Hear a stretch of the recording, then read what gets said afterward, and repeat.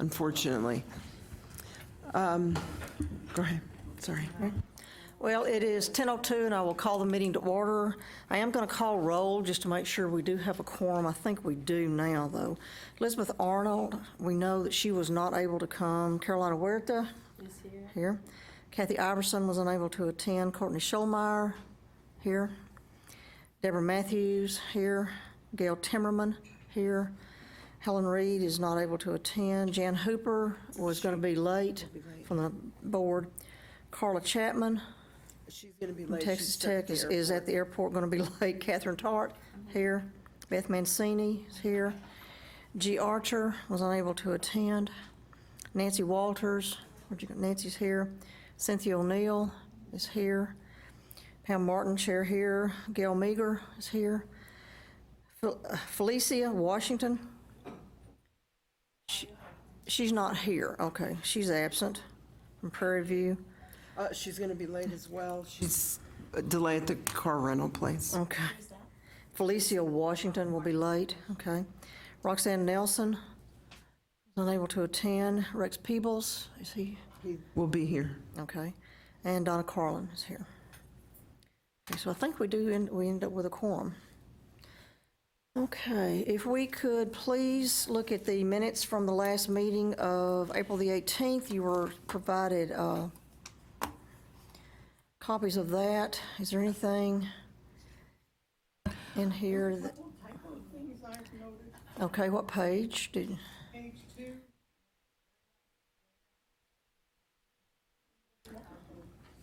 What? It says English 1 and B current, but it should say currently enrolled. And currently, Catherine, you have that? Page 2, bottom, second line from the bottom, and currently enrolled in AMP2 at a minimum. And on page 3, it's the third little group up from the bottom, of that first section. The other courses that are required will be moved so students can completed, should say just complete. And complete before they begin their nursing classes. And on the same page, in the next to the last sentence, it's also recognized that some school, but should say schools, Where is that? on page 3, and next to the last Okay, next to line. the last sentence, it is also recognized that some schools incorporate, down at the very bottom, next to the last sentence. Okay. On page 4, the second paragraph, fourth line down, there's 2 periods, Okay. and that's all I saw. Also on page 4, I think it's like the 5th one, it says 45 hours adopted by the deans and directors, as opposed to DENs. Did you see that, Catherine? It's the second paragraph up in the first call, in that first section. Yeah, the deans. Okay. Mr. Peebles has joined us. Good morning. And what was wrong with that sentence? I'm sorry. I didn't look, it's still not, it's ONEAL.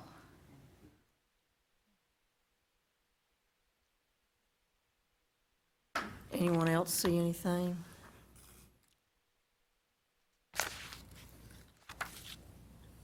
Motion to accept the minutes with the edited areas. Beth Mancini moves, second. Deb Matthews, all in favor say aye. Aye. Opposed? None noted. Thank you. Okay. Can I make a comment real quick? Because when I was reading through here, I noticed that under the ADN programs and the transition programs, they were saying that in any other general ed courses should be moved to before they start or are accepted into the nursing program. And I have the same concern that Helen mentioned in her email, because our accreditation doesn't allow us to go over 5 semesters.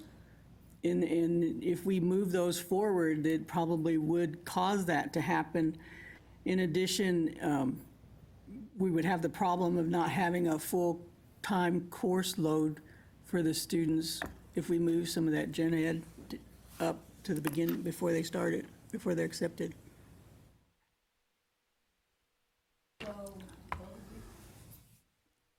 So those of you from the community colleges, I know that there were concerns. I talked and, what do you see as a potential consideration for that can be done, so that these students pick up these courses and they're ready to transition into the BSN program? Well, the courses, I think, could stay in the semesters where they're listed with the nursing courses, but the students can always take them earlier than what they're listed. yeah. And that's what our counselors recommend that the Right. students do, to get the gen ed all done up front so they can just focus on the nursing courses. But Right. it's not officially written that way in the degree plan. I think that we do have to stick to the 5 semesters for accreditation purposes. However, if you really want your students to have those courses before, then you give extra points in your admission process, and so they tend to take them before. And we know the more they have completed, the better prepared, and the more likely they are to be successful. So. Is there a possibility that they can take them in the summers when you're not running courses? Does that do anything to their sequencing from that standpoint? I think that's. If we scheduled the courses to be taken during the summer, the crediting, we're with ASIN, they count that as Right, another yeah. semester. So whether it's another, we have 1 semester before they're accepted into the nursing program. But then if they take something if we had it on our degree plan where they had to take something in the summer, they would count that as a 6th semester. So if it's not part of your degree plan that the courses are offered, because that's going to take local working with registrar offices Right. to say, okay, running these classes in the summertime for these students who want to opt to take them in the summer, is that something that would be feasible for you to consider, that we could maybe make a recommendation back that it does not become part of the degree plan, so that you don't go over your hours and they don't lose their financial aid and they don't, your accreditation is not impacted? But I don't think they're saying that it's not part of the degree plan. It is. I think what they're saying is having it as a prerequisite, listed as a prerequisite is the issue, because Oh, it'll give them. listed as a prerequisite. because Oh. it'll give them It would probably throw it into, they need more than 1 semester to do the prerequisites for the program. Right, so how is it listed now for those of you from community colleges? It's listed in along with some of the nursing courses. So it's listed concurrently versus being a prereq. Prereq, yeah. That's the issue. The issue. Yeah. Because as it's written from the last meeting, it says A&P 1 and 2 prior to admission, and Right. that's 2 whole semesters, because most schools won't let you Right. take both of those Right, courses together. concurrently. Right. Where in the minutes is this? Let's see. That, it was was under Helen's the- email that she sent the about associate degree. concerns. Oh, we're talking about this, not the Yeah, minutes? yeah, Okay, that's Right. yeah. Well, it's On also- page You got an 2, extra piece of paper at your place? That was Helen's email. in- Is there, because we had started to craft the action items in the minutes of the last meeting, is there a place where this discussion kind of fits? Yeah, yeah. On page 2, at the very bottom, the last couple of sentences, Oh, the minutes, yeah. at the time of application to qualify for consideration for admission, a student must have completed A&P 1 and English 1 and current enrollment in A&P 2. So as long as it stays worded current enrollment, see, that right there is 2 semesters. If you've already completed A&P 1 and you're currently enrolled in A&P 2 and you're just now applying to the program, that is going to push us over 5 semesters. I know that we had, before our ASIN last visit, we had A&P 1 was a prerequisite for A&P 2, and they dinged us that 6 semesters because it requires 2 to take them. So we had to take that prerequisite piece off of A&P2 as well as off of our pharmacology because we required both of those before the pharm. That was the only way we could get it down to 5 semesters. Now, is that what we recommend the students do? No. Can they actually do that? Yes. But unless they're really smart, it's not recommended. But the next sentence from where she left off reading says the other courses that community colleges currently require for application should be moved so students can complete them before they begin their nursing courses. You know, Which we is don't great in a perfect world, but we don't have that.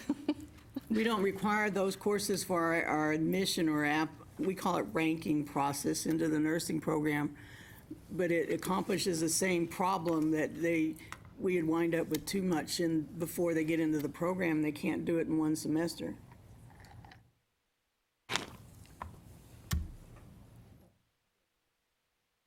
Jim Matthews? I was wondering if we could address it by changing the wording to say something like prerequisite or concurrent. Because those of us in the BSN want it prerequisite and the ADN want it wouldn't. And they could take it concurrent with enrollment. Would that work? Dr. Mancini, yeah. Work off the sheet The that is recommendations. Summary of decisions, Yeah. so that then we can start making it easy for capturing any modifications. Yeah. Yeah, okay, well, the minutes have been approved as edited, so we will go forward with a new set of minutes with discussion from the decisions and follow it with this in the new set of minutes.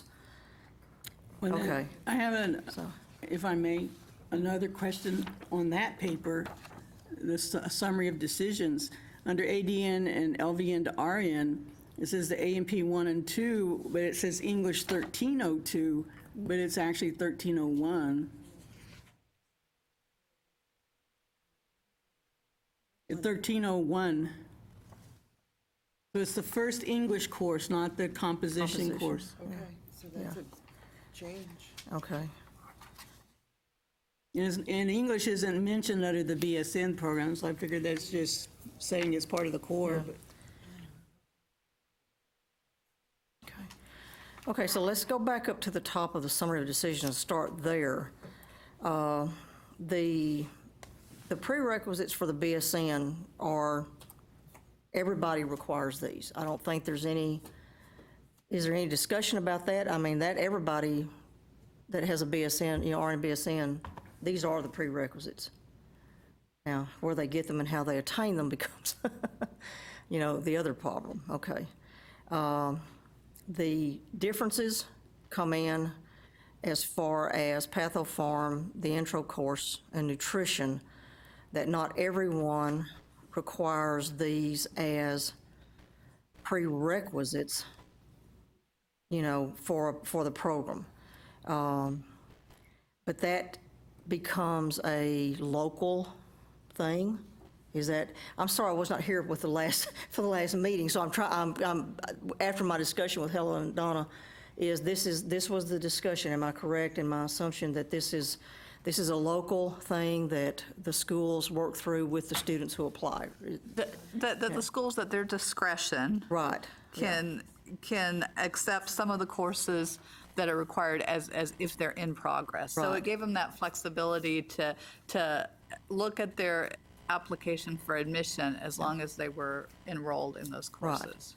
And then the chemistry is also a variable. There are some programs that require 8 hours, some require 4, some don't require a lab. So that also becomes the discretion. Micro, also with the lab or not with the lab, is also a discretionary aspect. Okay, and then consideration for admission at the discretion of the schools, except students when they accept them based on completion of courses. There may be some courses that are taken once they are admitted. They are allowed to complete, some of what would be considered for the BSN, some prerequisite courses, that they can complete them once they are admitted. Any other discussion, just as a summary with that? Anything to bring up, but, do it. Yeah, Cynthia, go ahead. I did send out the BSN table to the BSN programs for confirmation, and I heard back from some, not all, but I also said if you didn't have any comments, that you didn't have to respond back. So that's good. I'm still getting a couple trickling in, and there's been a couple corrections, but I don't think anything that impacts what we've already said. It's really just clarifying and more in line with what we expected those programs to be. So I'll keep monitoring. So the initial data was acceptable with what had been, Yes. what was initially put in? Yes, and Okay. I'll keep monitoring and let the group know if I get anything different. Okay, all right. Aren't there some universities that require math other than the stats? It's a core thing, and it's, now that the core only has 3 hours of math, most everybody's gone to stats as their math, because you can't require another math because it's not in the core. Actually, Yeah. ours Yeah. does. Yeah. Ours is 2 maths. Well, that's your Because university. Yeah, that's a local, yeah, Local Yeah. decision. Yeah. So we do have 2 maths. yeah, yeah. And we do Yeah. too. Do too, but that's a university That's a core issue. university, yeah. So it may be that they might end up having to take algebra to get into stats. That's, what some of them are, yeah, yeah. Yeah, oh, so they don't require algebra, they are just requiring, okay, all right. So if a student took the stats course, Catherine, and you required like math 13, 14 or whatever number, the algebra course, will you substitute it? Yeah, yeah. And if they're core complete, it doesn't matter, Okay. yeah, yeah. Yeah, they have to have.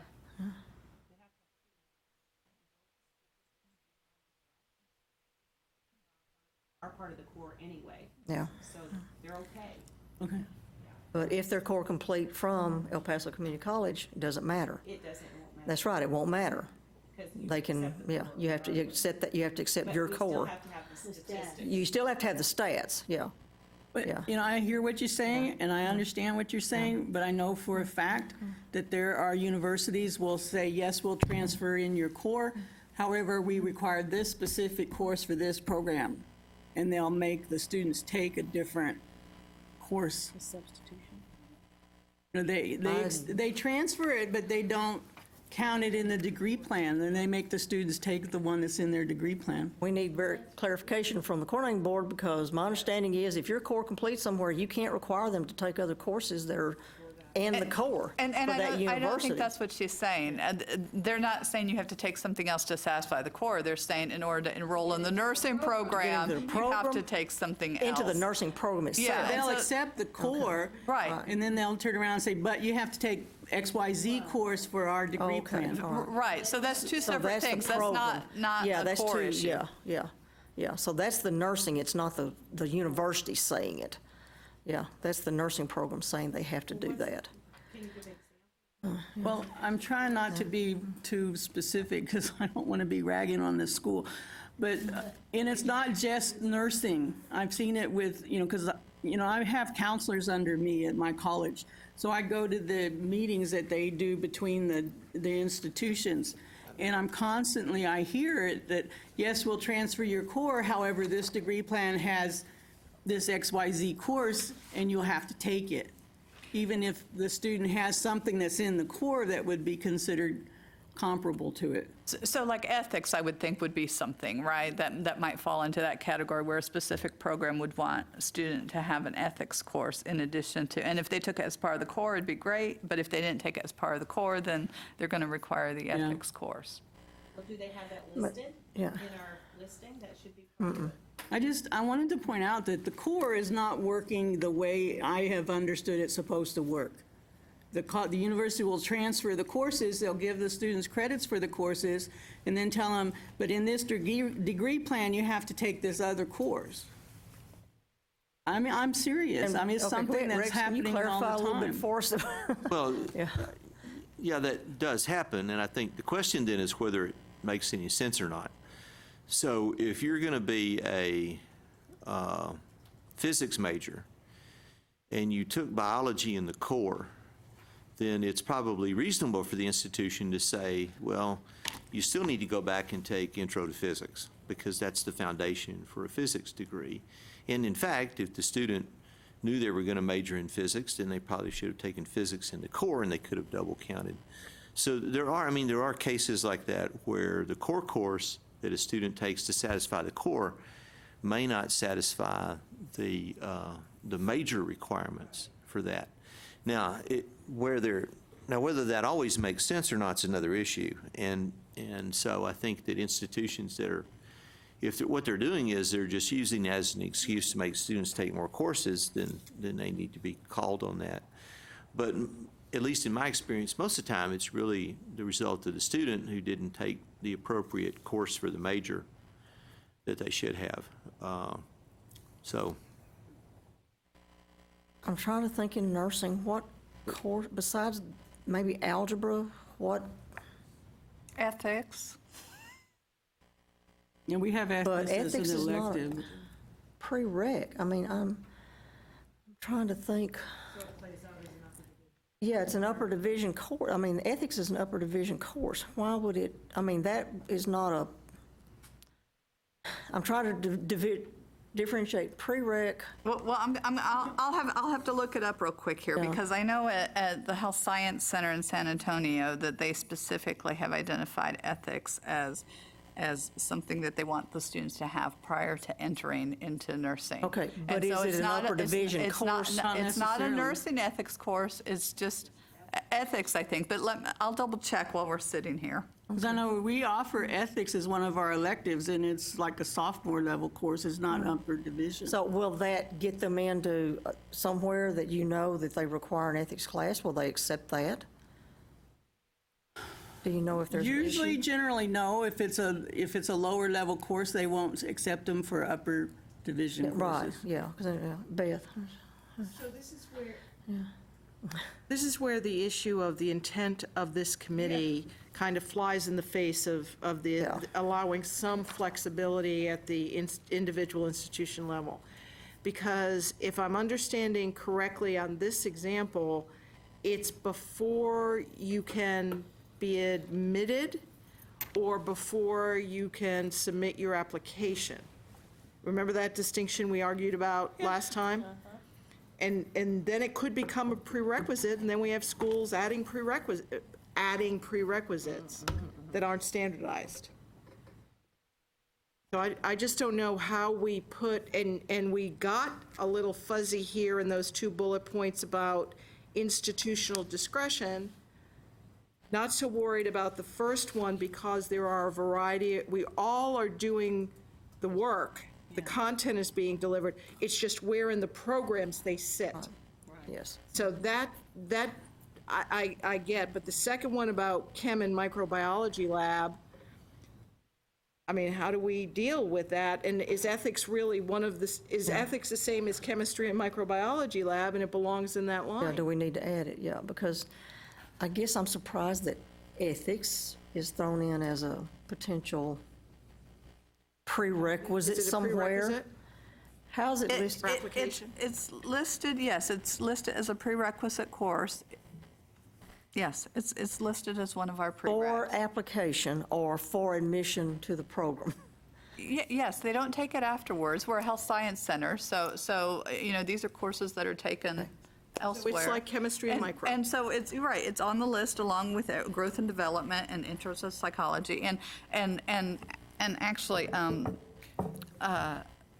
the faculty, a couple years ago, added it in as a prerequisite because it was deemed to be a professional standard and something that we wanted students having coming into the program. Now, the discussion, I don't want to derail the discussion. I was trying to give support to what Gail was saying in that I don't think it's an issue of core. I think it's an issue of other courses that programs want their students to have in addition to meeting core. But what we discussed last time were those things that really clumped together and looked like across the board were commonalities, right? That's what we were addressing. I don't think that we'd gotten to the point yet of addressing all the different outliers.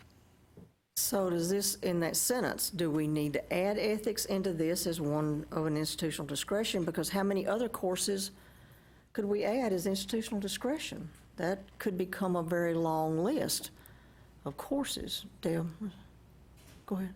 Well, if we pull up that list from last time, Gail is right. The only ones that we addressed here, I can't remember the number we set, but there was some number that were The more common ones. the more common Yeah. ones, and those Yeah. are the only ones we put on the Yeah. list, and there were probably several others besides ethics, but they would all be on that list. Yeah, when we look at the BSN table, there were other things that were Right, yeah, yeah, required by right. other, Yes, there were.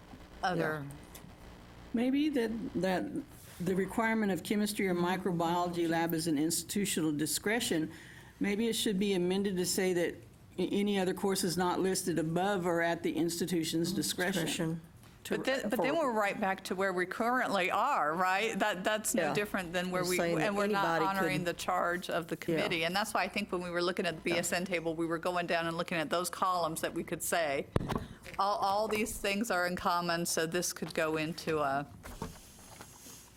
Yeah, I think Yeah. you raised a Yeah. political question that you need to keep in mind here, right? And that is that if you have too many things on the list of discretionary items, then you haven't met the charge, and you haven't solved the legislator's problem who introduced this legislation in the first place. And so you got to be careful about whether you want to invite legislative remedy or not for this. So, I mean, I think it's just something to keep in mind in terms of keeping that list as short as possible, if non-existent, so. Can the university say they prefer ethics? Can you do something in that regard, especially if it meets a core? I mean, if they've met that humanities, what, culture, language, whatever people have, and that, you know, if they can say it's a preferred. right, it's going to be the same thing as like college algebra. I mean, we require college algebra as well, and so, But, yeah, I don't know. because that would be something that the faculty could discuss and make a decision that way, and they're not really, I don't know how they would look at that for preference, but it would be something that would be a preferred core course, would be the ethics piece of it. I'm just saying, I don't know. That would be a solution without being a requirement. So maybe it's best that we struggle with this now, which is we were pulled together as required by the law to look at these things, the legislative request, to keep me honest, to address this. And so this notion that that we were charged to come up with a set of common prerequisites. If the committee does not believe that, we have to, I think, explicitly state whether we believe in organization, institutional freedom beyond that. Because we get into that whole group of schools that had one or two things that were different than the others. How do we address that do we have to intentionally address it? I'm thinking we probably do. Cynthia, go ahead. I also think that the last time we met, part of what this group had discussed was that because we were struggling with the charge a bit, we had discussed, okay, one of the things behind the charge is that we are transparent within the state about if you want to go into nursing, this is what you do. So some of what we generated was here for students interested going into nursing, this is at a minimum what you have to be prepared to do. And I thought that was kind of the spirit behind some of this was coming up with a document of helping individuals know at a minimum what they needed to take in order to get into nursing. And I'm not sure what that means about all of the other things that one must take, but I thought that was kind of how we were tackling this piece was trying to develop a document where across the board we could say most all nursing programs require this at a minimum. Well, and to go back to the charge, it says, "The prerequisite courses that a student must complete to qualify for consideration for admission to each undergraduate professional nursing program offered by an institution of higher education." To qualify, doesn't say they were admitted. All it says is, or graduation, that this is a list of, as you're saying, a list of courses that, in general, every school in the state requires, with the disclaimer that there would potentially be other courses required at the discretion of that program. Is that So maybe another. not going to meet are we going past what is being asked for? Are we going to tell schools you can't require students to take anything else except these specific classes? Gail? I think maybe the verbiage that needs to be addressed is prerequisite. Because if they have those other courses, but they don't list them as prerequisite, it sounds like that would be acceptable. Because we're supposed to be addressing the courses to get into the nursing programs. To be considered, not get into, be considered. Does not guarantee admission. To be considered for admission. Course is completed. That's all it says. It doesn't say they were admitted, anything else. It says they would be put on a list to be considered. And if programs could put anything that's an outlier, along with the nursing courses, so they're not part of the prerequisite, the students could get in with this basic list. Does that make any sense? But So- not, okay, just a minute. Okay, Gail. So maybe a way to think about it is, here's a list of courses that if you take them, you can apply to nursing programs. No one will stop you from applying. You are considered to be eligible to apply. And the problem is what I think one of the problems is that when students apply to one program and they don't get in, and then they go to try to apply to another program, and all of a sudden the list of things have changed, that's the problem, or part of the problem. Because what you can do is you can have ethics, you can have all the things we want. We may just need to have students accepted, and then they have to finish the other things we want. So we may need to move up when things are accepted, but at least we have this list of things that say, you can apply, and that core piece isn't going to change from one institution to the other. It can carry with you.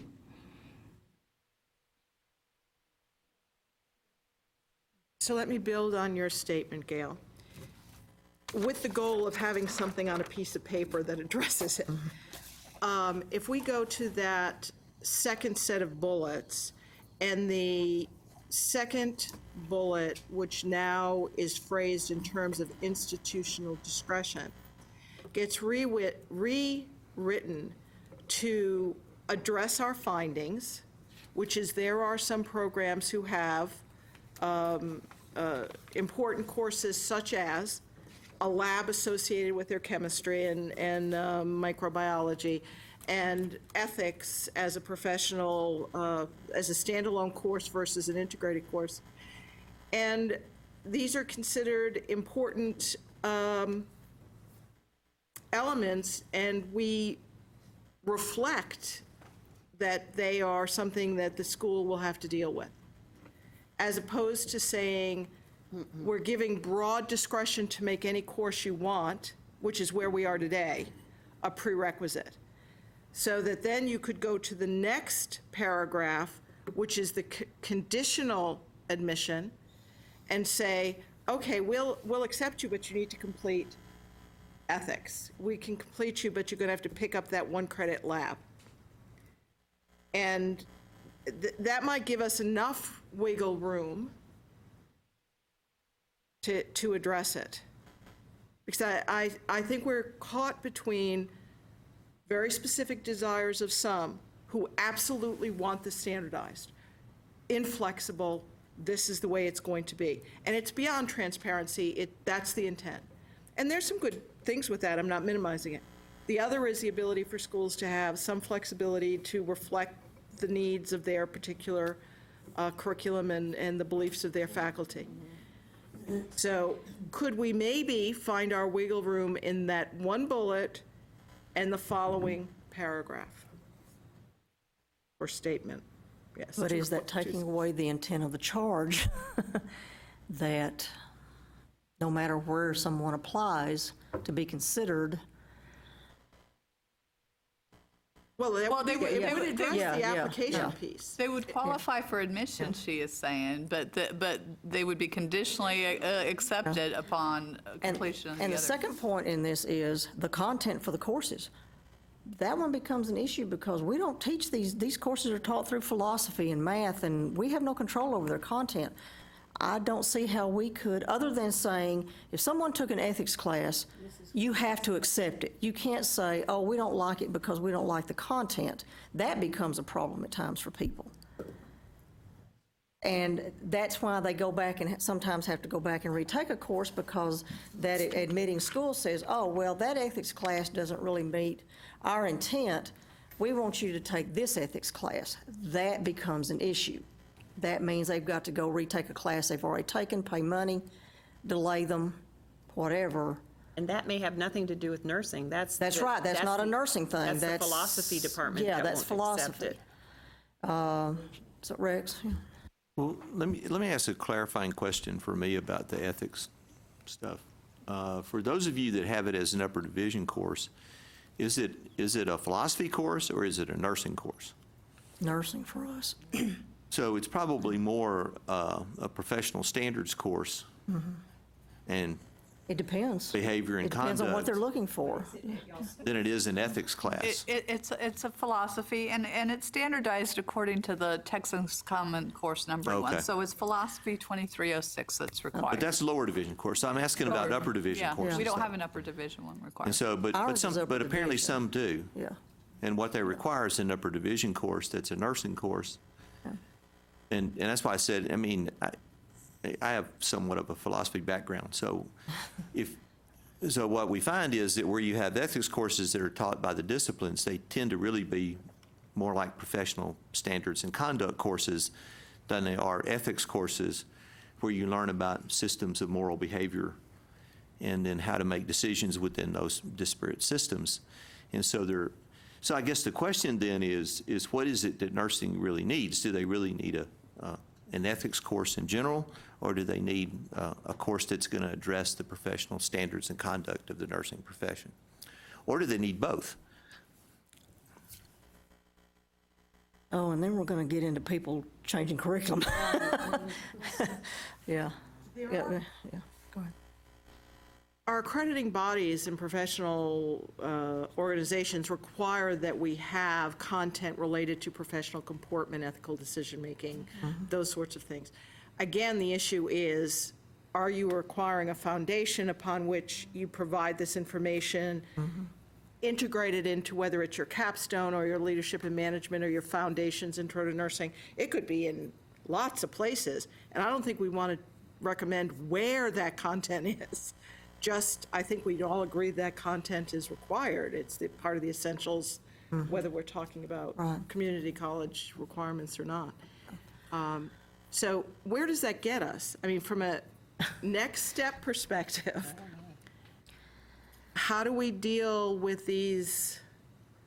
We take them out and we're silent on them? We reflect upon what our findings are, but make no recommendation about these? Or do we try to find the wiggle room to address them? I think it's going to be difficult without just making a statement addressing it, because some of us have it as a university core requirement to have the foundation in philosophy that we're then going to build on. If you don't have that, then you have the nursing ethics course in program probably. So I don't know how, if it's a part of the university core, we can get around that without just making a general statement that this is the issue. But you And if said we- two things, though. You said university core and nursing. Is it university core requirement or is it nursing requirement? It's our university core. So they're going to have to take So they're going an to have to ethics take class no that matter foundation, what. and then we don't have it in program. We're Yeah. just going to build on it within courses. Okay, all right. But most university core will have, here are 15 courses that meet this core, and so we usually try to say, well, we want them to take psychology. We want them to take this, that, and the other.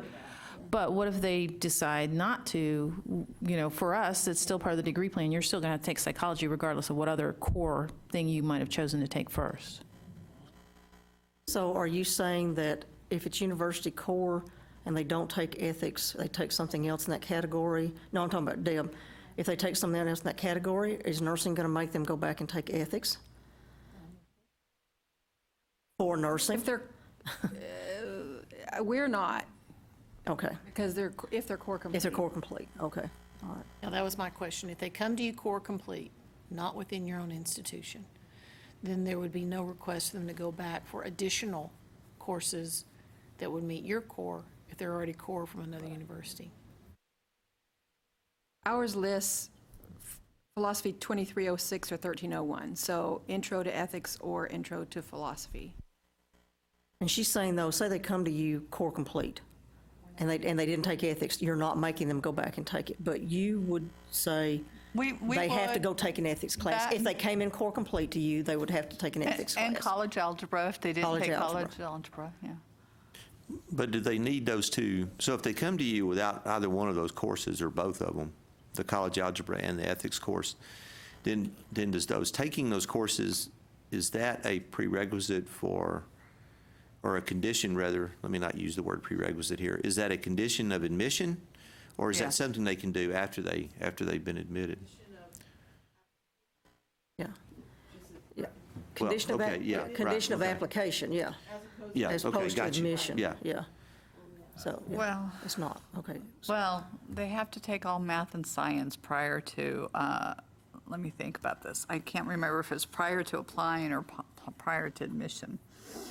I think it's prior to, applying. I think we just increased the rigor for our program in the last couple of years. And that's why we're here. I know. That's exactly why we're here. Yeah.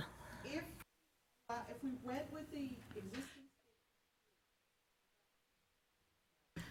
about conditionally accepting students, let's just put those two courses as our exemplars, as they have to do at your institution. Would it be acceptable to phrase this as, we all agree these are the courses that are prerequisite for application. Other courses may be required before the student can matriculate in the nursing courses. Would that fly?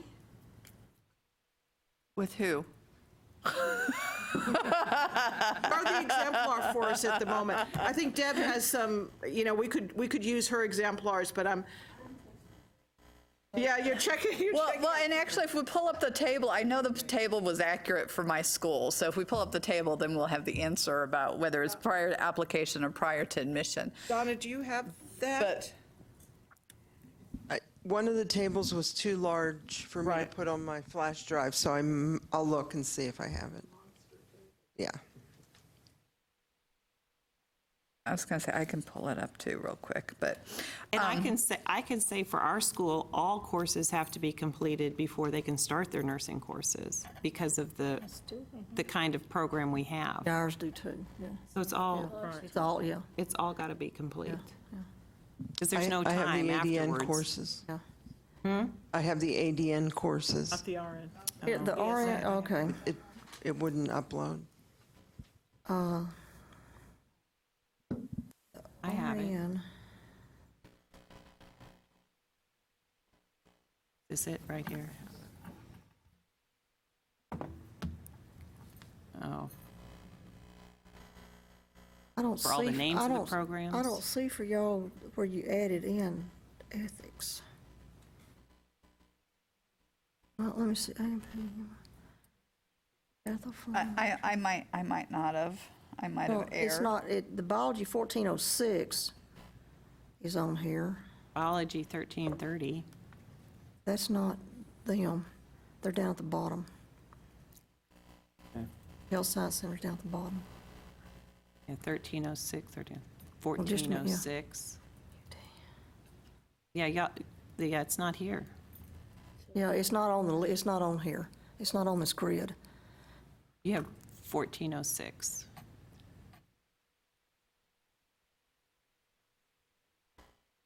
Okay, so What's we're it- back to the question.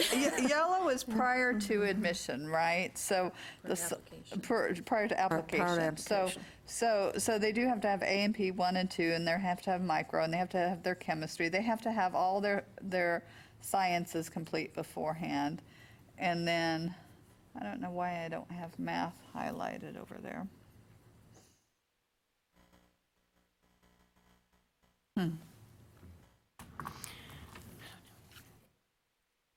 So in answer to what would fly, Beth, the challenge is that we're a health science center, and the health science center holds itself Do that. because the other schools within the health science center are graduate schools, and so the benchmark is set high. And that's true for Deborah. Is this a unique characteristic of health science centers? That because of what happened, the access to courses, some things might need to be different than in a non-health science center? Well, but You and I could have courses that they could access when they're on our campus. are y'all still Health Science Center? I mean, they're being pulled into the university. But yes, but the Health Science Center still is It's still separate, but they separate. do have, I mean, the university is theirs. They have, Yeah, they Access to take those the other courses courses. through the university. Yeah. So accepting them, but not starting them in their nursing courses is problematic, because there's no place within your school to get that. That's correct. Is that correct? That's correct. Yeah, yeah. And Texas Tech would be the other one, yes. And Well, what? I mean, that's true. It's a matter of, Yeah. of the 7 that are listed here, and I apologize for being late, thank you, Southwest Airlines. So, of the 7 that are listed here, I felt that there was consensus that these were at a minimum to have pre-application. Then the conversation would go, and whatever each school needs to complete for matriculation could allow for its nuances, i.e., you require a specific course in ethics. Right, like the health alterations. But or we whatever. don't teach that. Yeah. So the one is the basics, regardless of what BSN prepared program of these 7, and then allowing for freedom of the institutions to allow, and you need these courses for pre-matriculation. Therefore, people could apply to multiple ones that have these 7, Yeah. and then it gets into the specialities after that. So what the schools of nursing would have to do, would have to have rolling admissions, because I still need to take my ethics course for another semester, but I've already perhaps been accepted for the semester after that. That's brutal. It's brutal. And I'm just saying, that's, if you're going to say, I am applying, and I could get admitted with that application, but I have to still take my ethics, that would be a rolling admission. Does that make sense, what I just said? Or no? But that's not how you- the way it is currently. I Oh, mean, okay. Our application is opened June 1st now for spring 17. And they know before they come in spring 17, they have to have all these courses completed. Okay. And so when we look at their admissions application, we say, okay, they have 3 of the 4 sciences, they have, and/or they are already enrolled. So we know that they will not be delaying their coming into us in spring. But what about the outlier? We know the science, those are, we're all, okay, what about we're talking about the outlier courses? The things that they come to you, they finished everything, but you have a course, like they have a course, and they have a course, to say, whoops, you haven't done this course even though you finished everything. That's, You're eligible. that's post, Outlier that is presenting the issue for us. It's those outlier courses that are a potential barrier to starting that semester. Or can they take that course once admitted? no. Okay, see, that's the problem. Well, Yeah, that is our But it may- problem right there. But it may Yeah. not be a problem. Yeah. And what she's saying, it's not a rolling admission issue, it's a deadline issue. Mm-hmm. So so if you have a semester and a half, you've been admitted early, and you can take that ethics course in that time before you start your nursing course. So it's a Yeah, it may, yeah. It's Carla, does that deadline. make It's a sense? It's a deadline. deadline issue instead of a rolling app issue? Yeah.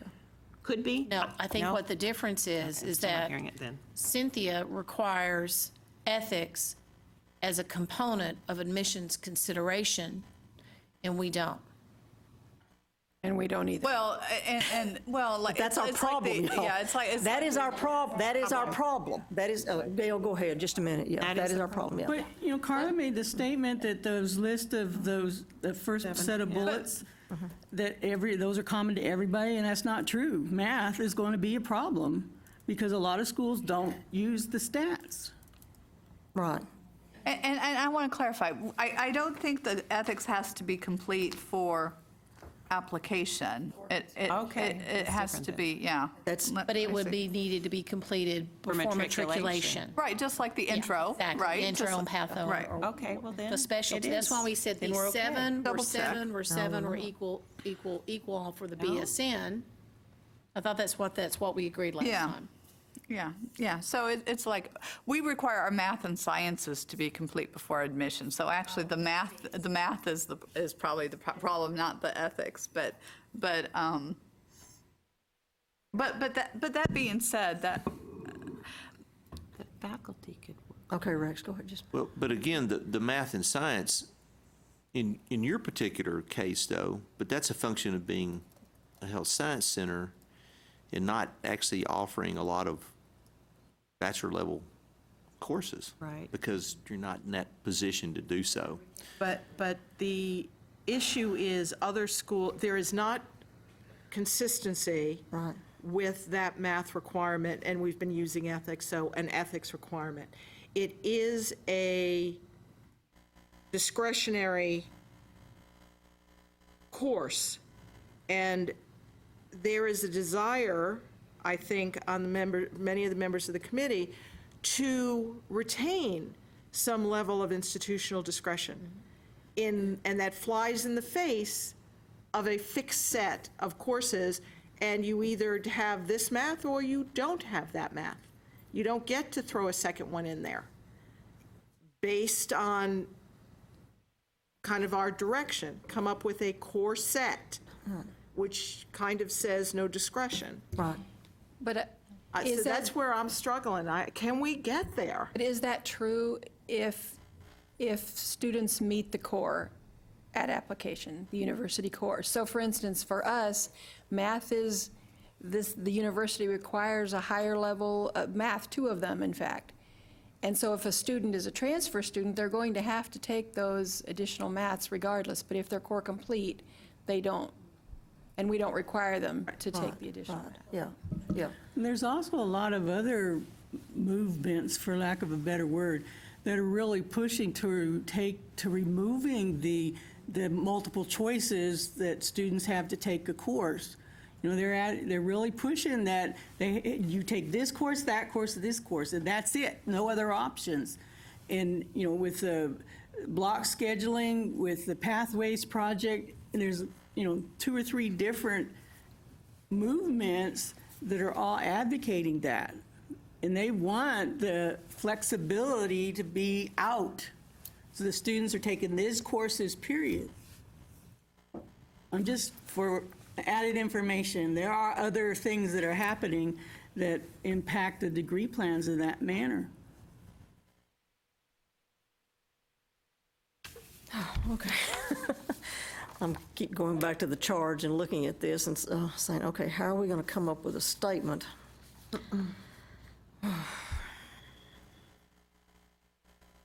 I think what we have up there does qualify them for application. Well, that's what Application. if we just, and really, I apologize again for not getting on the early part, but these 7 courses, there was consensus that regardless of what institution, when they apply, if all students take these 7, that would put them in a position to be considered for admission and be able to go before faculty for consideration for admission.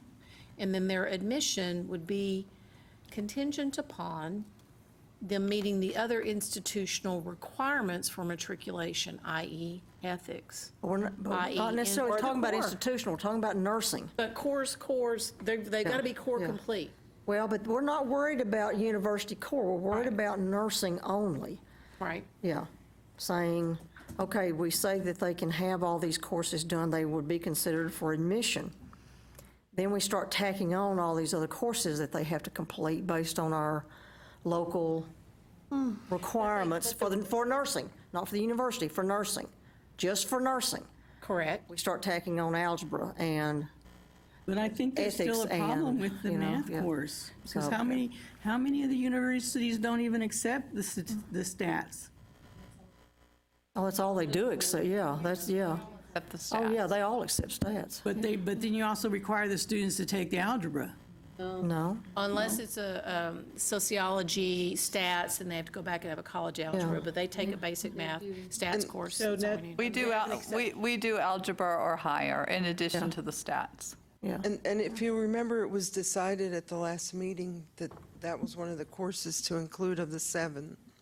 Or is that, It's Stats stats. for nursing, That's that's Stats right. for nursing, yeah. For baccalaureate prepared For nursing. bachelor, because going to graduate school, they got to have undergraduate stats. I had to have So that do 30 we years have ago. agreement? I thought we were really close there. To, based, again, on the data we have, Yeah. we're 80% there with these 7 courses. We have a statement here that says there are some other courses that are pedagogically different across programs, and we don't think that should be standardized. We're taking that stand. We have decided that ethics is not an issue, because that may be prior to matriculation, but not prior to application. And it leaves us only with this hanging out of whether or not the chemistry does or doesn't need a lab, and micro does or doesn't need a lab. And though I think we should find some other words other than institutional discretion, because that's exactly what we're supposed to be driving out, maybe there's a way we could address that, and that would leave the one issue of the higher order maths prerequisite in at least one school. What, oh, I'm sorry. I have a point of clarification. Beth, if you'll look at that, the bullet, after the 7 courses, that first bullet that says pathophysiology, pharmacology, intro to nursing and nutrition, should ethics be added to that? No. I don't think so. I would There's say not no, enough. because it is not commonly. No, it's not a common there. requirement. And I would say that the issue is not that some of these, that some institutions may require, it's that institutions require at various points. Some before, some concurrent, and some with the content integrated.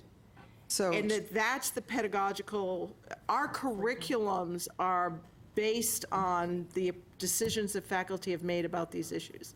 Yeah. And to redo those 120 credits would be hell on wheels. Cynthia? Now, I just don't think we have good evidence to say it belongs one way or the other. Of those 3 options, there is no evidence to say which is the best way to do it. Yeah. And so it is better that we not start mandating it. Cynthia, go ahead. I just want to clarify one thing. When we did this document the last time, because I'm splitting hairs, but we're talking about two different things. When we did this document, when we did that wording that said schools at their discretion may conditionally accept students if some of the required courses are in progress, what that was referring to is the seven above. It wasn't talking about other outside outliers. It was talking about those 7 above because, we were going back and forth on whether or not, prior to application, prior to admission and all of that. So that statement is related to the 7 above or the pathophysiology and all of that. So could we, So you were proposing another statement then, Beth, right? A different paragraph somewhere to deal with the outliers? I'm not sure what to do with ethics and that second math. I don't think we need to can't add figure those out in what to do there. with I that. think that needs, can we say that students are eligible for application to a program in consideration of admission if in progress or completed of the above 7 courses? Period. All it says they're eligible, which is what this says. Change you The would have to prerequisite make. courses that must be completed to qualify for consideration of admission. That's what this says. So we're saying these 7 courses, they're eligible to apply, be considered for admission.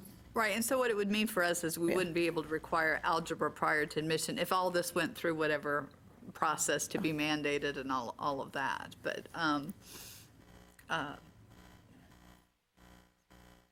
it may be, I would suggest that I think in the narrative that we developed, we were going to identify some of the differences, right, between ADN and BSN, and even within the BSN, if we can speak to the nuances of a health science center, then I would like that conversation reflected in the narrative that we develop so that we can kind of parcel out what's unique about health science centers and that, if that's acceptable to the committee. Well, I would agree with that. I think and one is just as simplistic as we require them to be core complete before coming to us, and they may be finishing core while they're at another institution, as well as working toward their BSN.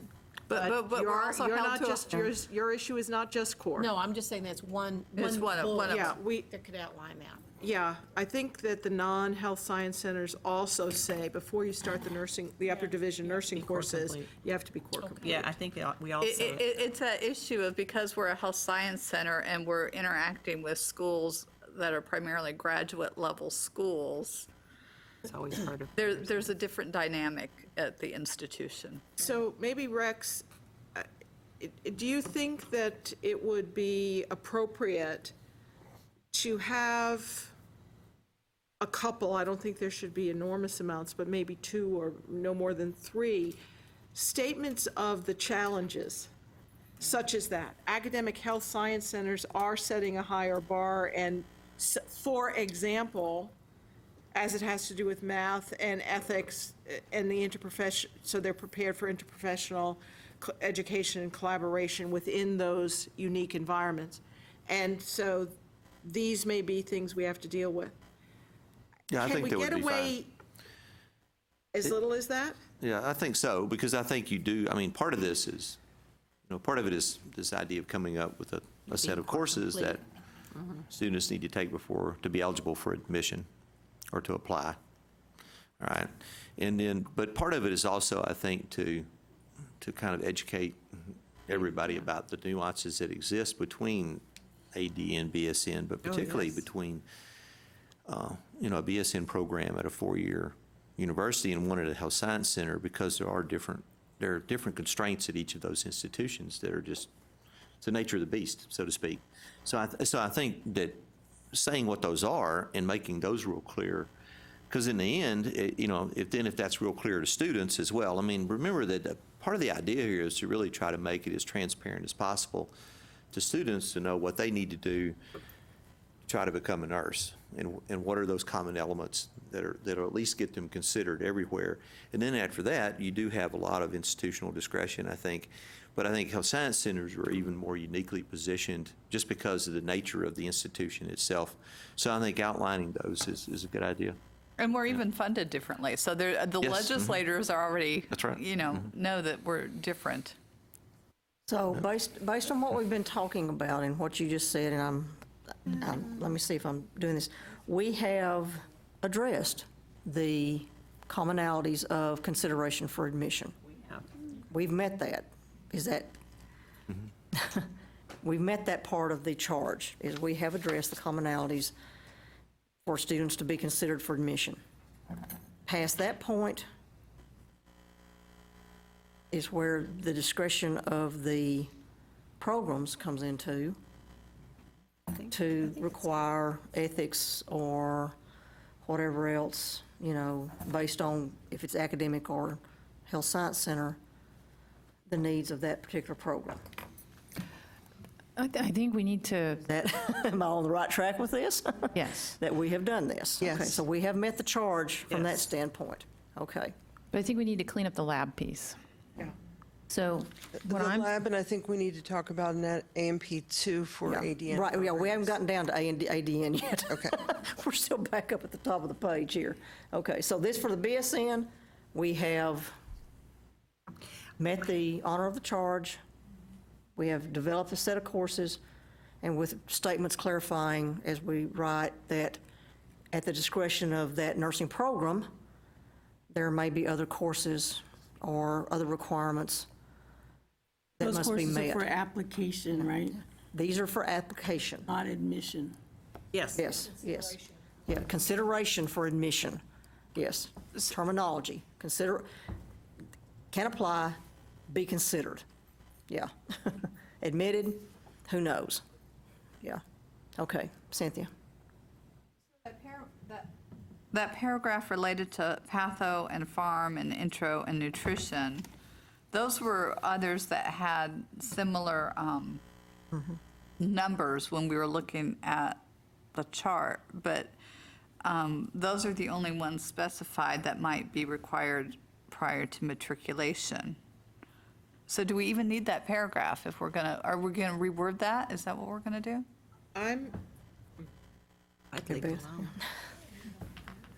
I think it needs to be explicitly stated. When we were looking at those tables last time, these are consistently there. It was just where they were. So we had 7 that were always up front, and then we had these 4 that could be in any of these 3 places. And we want standardization for application, but we also, and transparency, but we also have to deal with some unique pedagogical issues. So I think we should state them. Or we're saying, if we don't, that they're not eligible to be required for application. If they're not in the 7 and we're silent on them, that So we have to add to put the, ourselves in the Yeah, it's a bind. surprise. so Yeah. we have to add to the list? Is that what you're saying? No, I think it's a separate category of 4. So there's the 7, and then the 4 may be required upfront, Yeah. during, or integrated. And so, I guess, yes, basically the list is 11, of which some may come off the table for some schools. Isn't that the same as for ethics, though? We didn't have it on the table, but it's either required pre or, But not everybody takes But- ethics. yeah. That's the point that's different. Yeah. Everybody takes these Everybody classes. takes these Everybody courses. takes these. Take It's them. just so much different. Yeah. So probably Maybe for pre. simplicity, maybe we position this Say as 4. 11 courses Yes. required, prerequisite for application, of which 4 of them may be done between application and admission, or concurrently. That's what the schools determine, and that benefits the students. So in They some know. schools, Yeah. it's only 7 of the 11 in advance completed, and for other schools, it's all 11. It'll be. I find that more confusing. I like the ones set first, and then here are the ones where where you place them could be in a variety of places. So, you know, to me, identifying the ones where you have to have prior to application is the main point. I feel like it mean, I- muddies it. I'm really have no strong feelings either way. So, but I think whichever way we go, we just have to be really consistent and cautious about the language. So in that statement, are courses that some institutions may require prior to application, matriculation. Could we add that word in there? Does that help your listing of Right, 11? so patho, farm, intro, nutrition are courses that, Maybe, I think the may is the problem, Right. that institutions require at different points in the process. Before application, prior to matriculation, concurrent with the program, or the content is integrated. But all programs require it in some way, shape, or form. But I thought the before application, though, is the part we were trying to corral. And so if it was before application, it would go in that top tier. Some school, yeah, Or what's the, you know, or we're back again where we were. that's the question about the 11. Is it 11 or is it 7 that are before application? for us, it's all 11. It's the All 11 seven. for us. It's the It needs to seven be the before 7. application. Oh, no, not for them. I think we're hearing the recollection in these schools that they are actually expect them to be taken and completed. Yes, and Graded. Helen is listening, some of those courses are integrated. Right. Yeah, the only one we don't require prior is farm. The other 3 are required prior. So what That's if we why I think for listed the these courses, 11? we have to be, What if you listed the 11 and then you asterisk those 4 and put the comment there that some, what do you think, Ed? Some The maybe- 7 courses maybe- must be taken for application for any BSN program in the state of Texas. That, we know. Patho-Farm, Intro, and Nutrition are courses required by nursing programs before application, before admission, or during the program. Right?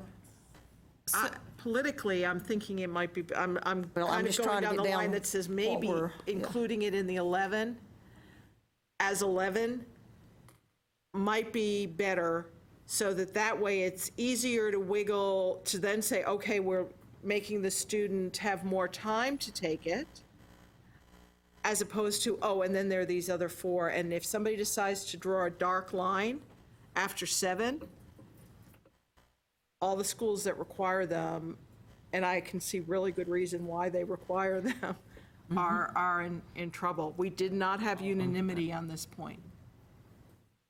So I think if we add the word courses that some institutions may require for application prior to matriculation, concurrent with the program, or the content integrated into program courses. I just think if we add that, it clears that up. Because that's the institutional discretion, right? That's all right. Gail? Yeah? Go back and say that again. So if we add that some institutions may require for application prior to matriculation, so just add that one statement. So asterisk those 4, or no? So They'd they have are, to be we're because going to not list everybody- 11, an asterisk with this statement? Yeah, I don't care how you do it. I think they need to be I think because- the statement's what makes it different, because some of them may have it for application. use What the is the same word we're language as using? you do above, qualify for consideration. Yeah, qualified, maybe that's better, qualified for consideration. Thank you, Deborah. So as an educator, I have no problem with that whatsoever. Okay. That's fine with me. Going to the charge of the committee, though, so I'm a student, and I took the top 7, and then I applied, and I didn't get in, but, so I wanted to go over here, but now they have these 2 over here that is on that list of 11.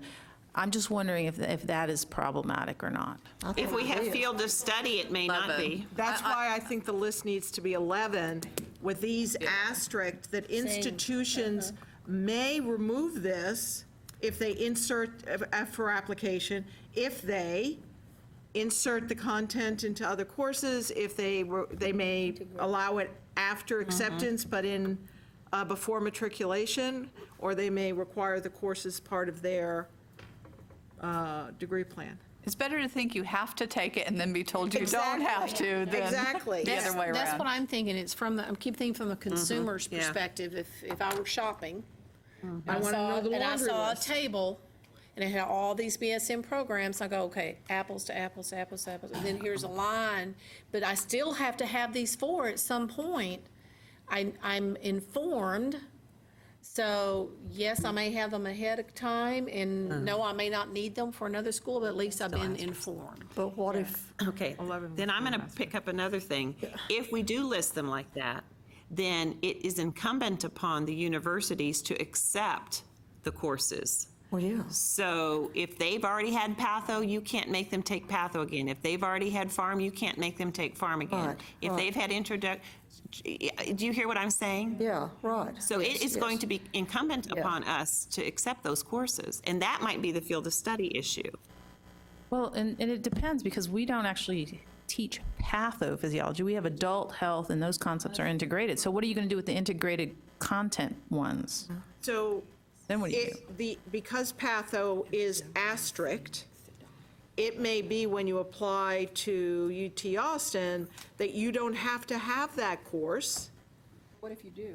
But it's got content in it that they haven't Well, then you're had because it's blessed, aren't you? integrated. Because you're going to be really well positioned for when you get your adult nursing Right. course. But what Catherine is saying is if you require farm as part of your nursing degree and as your degree plan and it's part of the trajectory, when it comes time for them to take it in the trajectory, if they've already had it, they're not going to have to take it. Right. And that's going to cause financial aid issues and everything else because we package our curriculums. But in a that's particular- not, I don't think we Well, can deal but- with but- that but- one. But even from the standpoint of Catherine saying we have to accept it, that we have to take it. Well, I have a question about transferring in. If you did have to accept it, do you have limits on how many hours, credit hours you can transfer in? That might be an issue for some institutions. It certainly could. I know for our institution, that would be an issue. not as long as they get 30 hours of residency. I don't care how many hours they transfer in. Well, but we do know that is a huge issue. Some schools have like a 42-hour residency requirement or a 46-hour residency requirement. I know that because they've been, some of our nursing programs, SFA is one of them that's really been They're working on that they're very working on it, hard. yeah. And they've had They're to all working go on it, all yeah. the way to the faculty senate to help their nursing students. So you see, this is not just a nursing issue. I agree with you. Okay, so, do we have consensus, if not unanimity, that we list 11 courses? I have a We still question. have, The pathophysiology, who teaches the pathophysiology? Is it through biology? Varies. Because It varies it's from not a program to nursing program. course? Not necessarily, So, yeah. Some But some some of us places do have biology it teach as a it. nursing I know. course. Yeah, a lot of So us I do, think- but yeah. some So if places you- also have if it you as a biology class. Or- And Yeah. then we have to take it, I don't know. Yeah.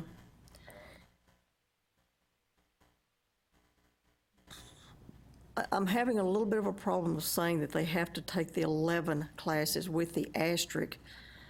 I do too. I think that I think that we need to stick to 7 and say there are 4 additional courses That you will take that sometime in your career. will be taken sometime either prior to admission, matriculation, Or within the or within the program, I could look. that we're telling them that these courses are out there. but we you know? are, said they're we are integrated. saying that, Yeah. that a school cannot require, assuming this is going to be used the way it could very well be used, the likely use of this document, that would say that a school that now requires that for application can't require that for application.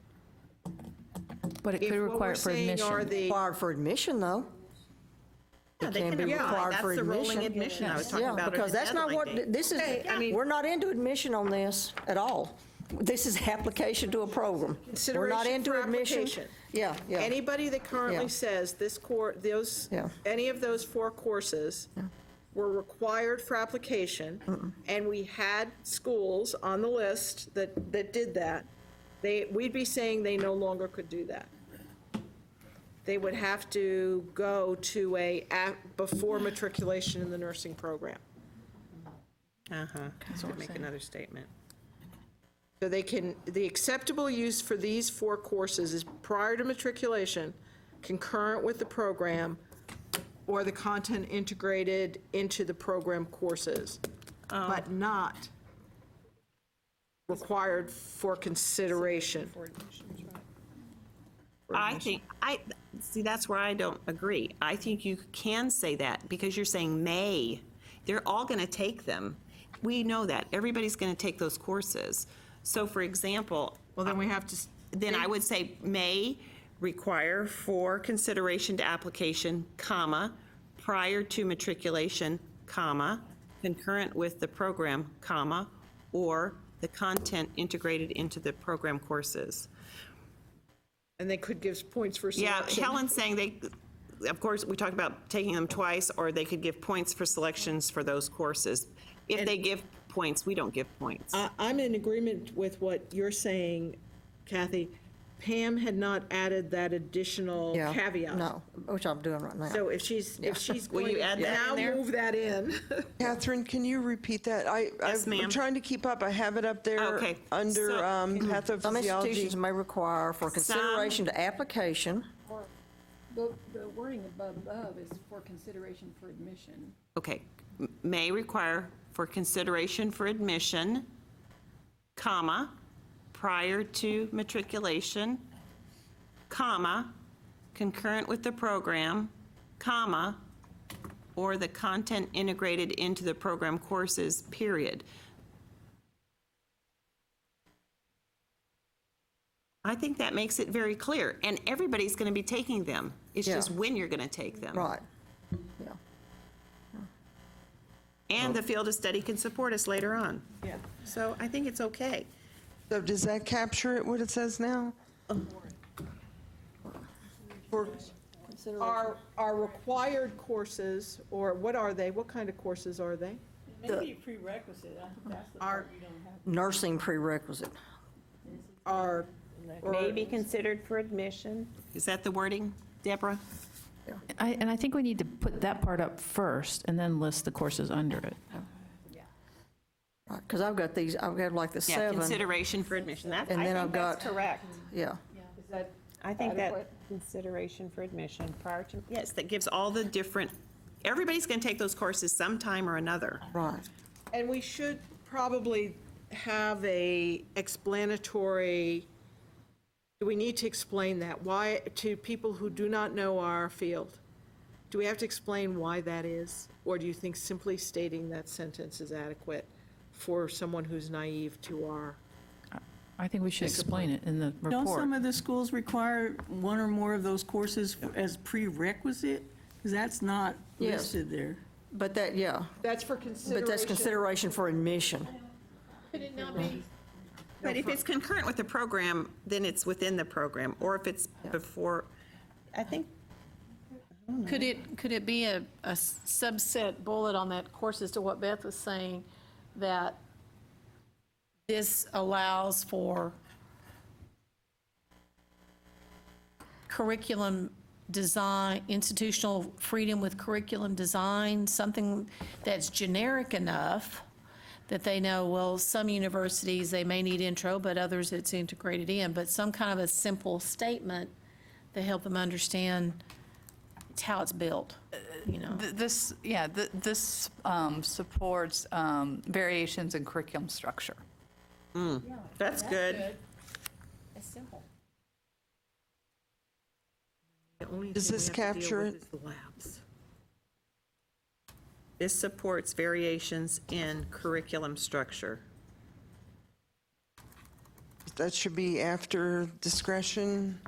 Just said that almost sounds like invoking academic freedom. But that was just a snide remark on my part. Thank you. So, And we're trying. We have to have a little bit. so Helen is asking, so would the 4 not be required for application? No, not necessarily. But Right. they're all required in the baccalaureate program somewhere, Okay. at some point. Yes, at some point, you're going to take these classes, yeah, but not for application. Oh, wait. How about this supports variations in curriculum structure to satisfy these requirements for all programs? I would. I don't know. I would advocate that Maybe the that's too point we're confusing. trying to make here is not about academic freedom, actually. No. No, it's It's about that there is content. lack of, our review of practice in the state of Texas and our review in the literature does not provide us clear direction where these four, the content associated with these four essential courses are best located. Therefore, we believe students should know, in the spirit of transparency, students should know it would be reasonable and appropriate for it to be pre-application, pre-matriculation, not pre-application, yes. Quality for, qualify for consideration for admission. Pre-matriculation, in program, or integrated. And I think that's the point to make as opposed to academic freedom. No, I like that. Yeah, I mean, because I think that really provides an explanation of why you're Yeah. proposing what you're proposing. The chemistry More than and just trying micro to say don't we go need up there some with those discretion, before. but, and you do, but there may be a good, and there may very well be a really good reason for it. Eat all those. And the literature review would God, we have suggest no that. tape. We You have know, no the only thing I would worry about going forward with this is whether this really does make it transparent enough to students. So if I'm a student and I want to become a nurse and I look at this and I don't know where I'm going to get admitted to. So I don't know whether I'm going to get admitted to one that's pre, post, Or integrated. during, or integrated, okay? So my best bet then is to take all four of them I know. as a course. And then, but that does then require every institution then to accept those. Right. And poses other issues. And for the student who winds up in an integrated place, then they may have taken a couple or three or maybe as many as four courses that they really didn't need to take after all, and paid for them. And to wear my coordinating board hat for a moment, that state also paid for it to some extent. So, I mean, I don't know whether that really, I mean, I understand why you're doing it, and it may be sufficient to point out that here's the conundrum we have that may very well be, and maybe we can settle that with the field of study can help shed some maybe. greater light on that. So, Yeah. And really and truly, I think patho farm nutrition, it might not be an issue if they've taken it ahead of time, other than, as far as content. The only one may be intro to nursing, depending on what people include in that or don't include in that. I know.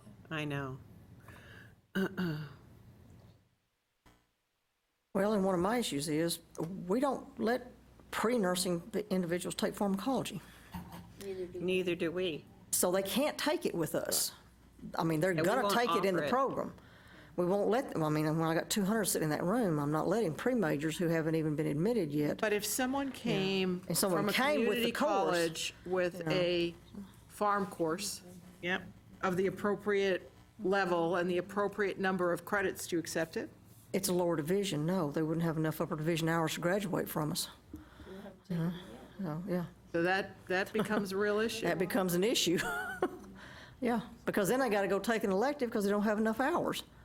And I'm not gonna, why waste time taking an elective when they can take a course they need, That's true. Yeah.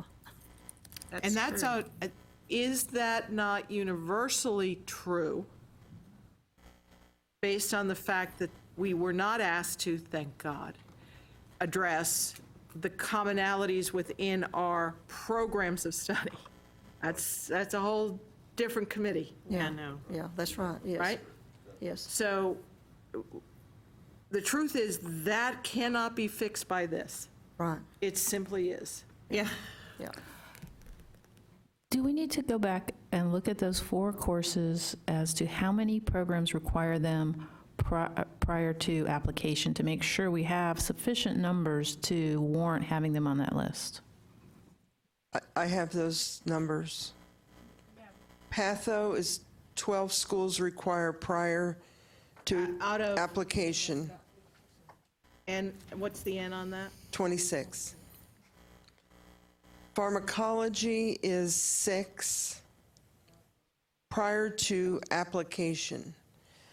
Intro to nursing is 8, and nutrition is 19. Yeah, that makes sense. But actually, some of those are green, which is prior to taking. See, I had a problem with the table that table said prior to application, but I don't think there was clarity on that table for prior to matriculate, or Yeah. prior to matriculation. Prior, it was the green. It was the green, and this was part of the discussion we had before, because nutrition was kind of split, and that's why nutrition didn't get put up there in the 7, because it was a question of whether or not they had to have it before they actually applied, and a lot of schools, they need it before they matriculate and all of that. So that was part of that whole other discussion that we had, is those 4, it depends on when. And it would not would the student be benefited or not if we were to take these 4 and say, you know what, we're going to make life simple, they all have to be done before you apply? I think the student is harmed. I do too. For exactly the points we've Definitely. talked about, they're not carrying enough credits in certain Yeah, places no, based I on the don't- existing no. curricula. Yeah. So I think remembering that this is about the student benefit, yes, they potentially could take a course they didn't need to have taken, yet forcing everybody to take all of them also incurs a lot of expense for the institution before they ever apply, and we know Waste their that we time. lose a number of students in the junior 1, that's usually the largest drop-off, Yep. and wherever you stick critical care. So maybe we articulate it that way. That's the other thing. Students are most advantaged by being told, given this information, and by us not having a single approach at this point in time, given the information we have and what we know we don't have. Do you want me to clarify the numbers based on prior to admission or prior to taking courses?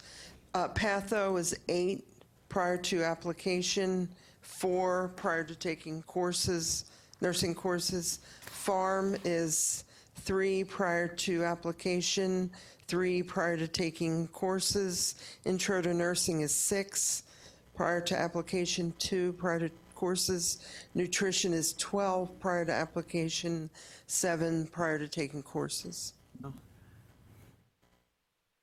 Nutrition could almost be part of those I 7. was going to say, we need to move It could nutrition up to make it 8, Get an 8. because everybody has to take nutrition.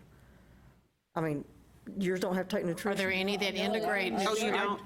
No, I agree. Yeah. I'm saying, yeah, they got to Okay, yeah. take it. Yeah, It's, so- again, are we going to really destabilize? If we moved 1 more up there, we're probably not going to destabilize it.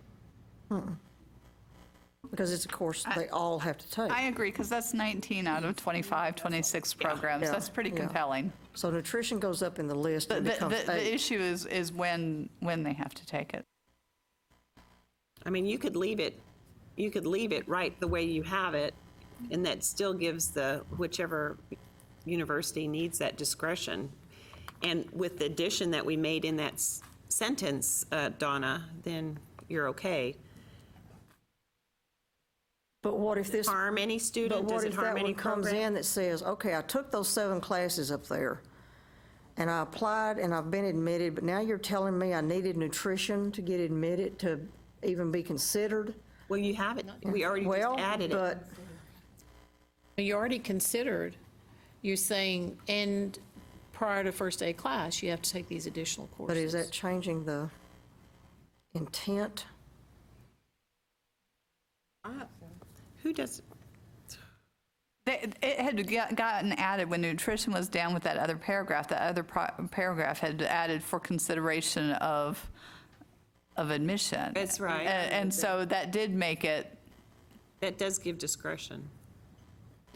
right, but my point I forgot now who I'm trying to support, but anyway.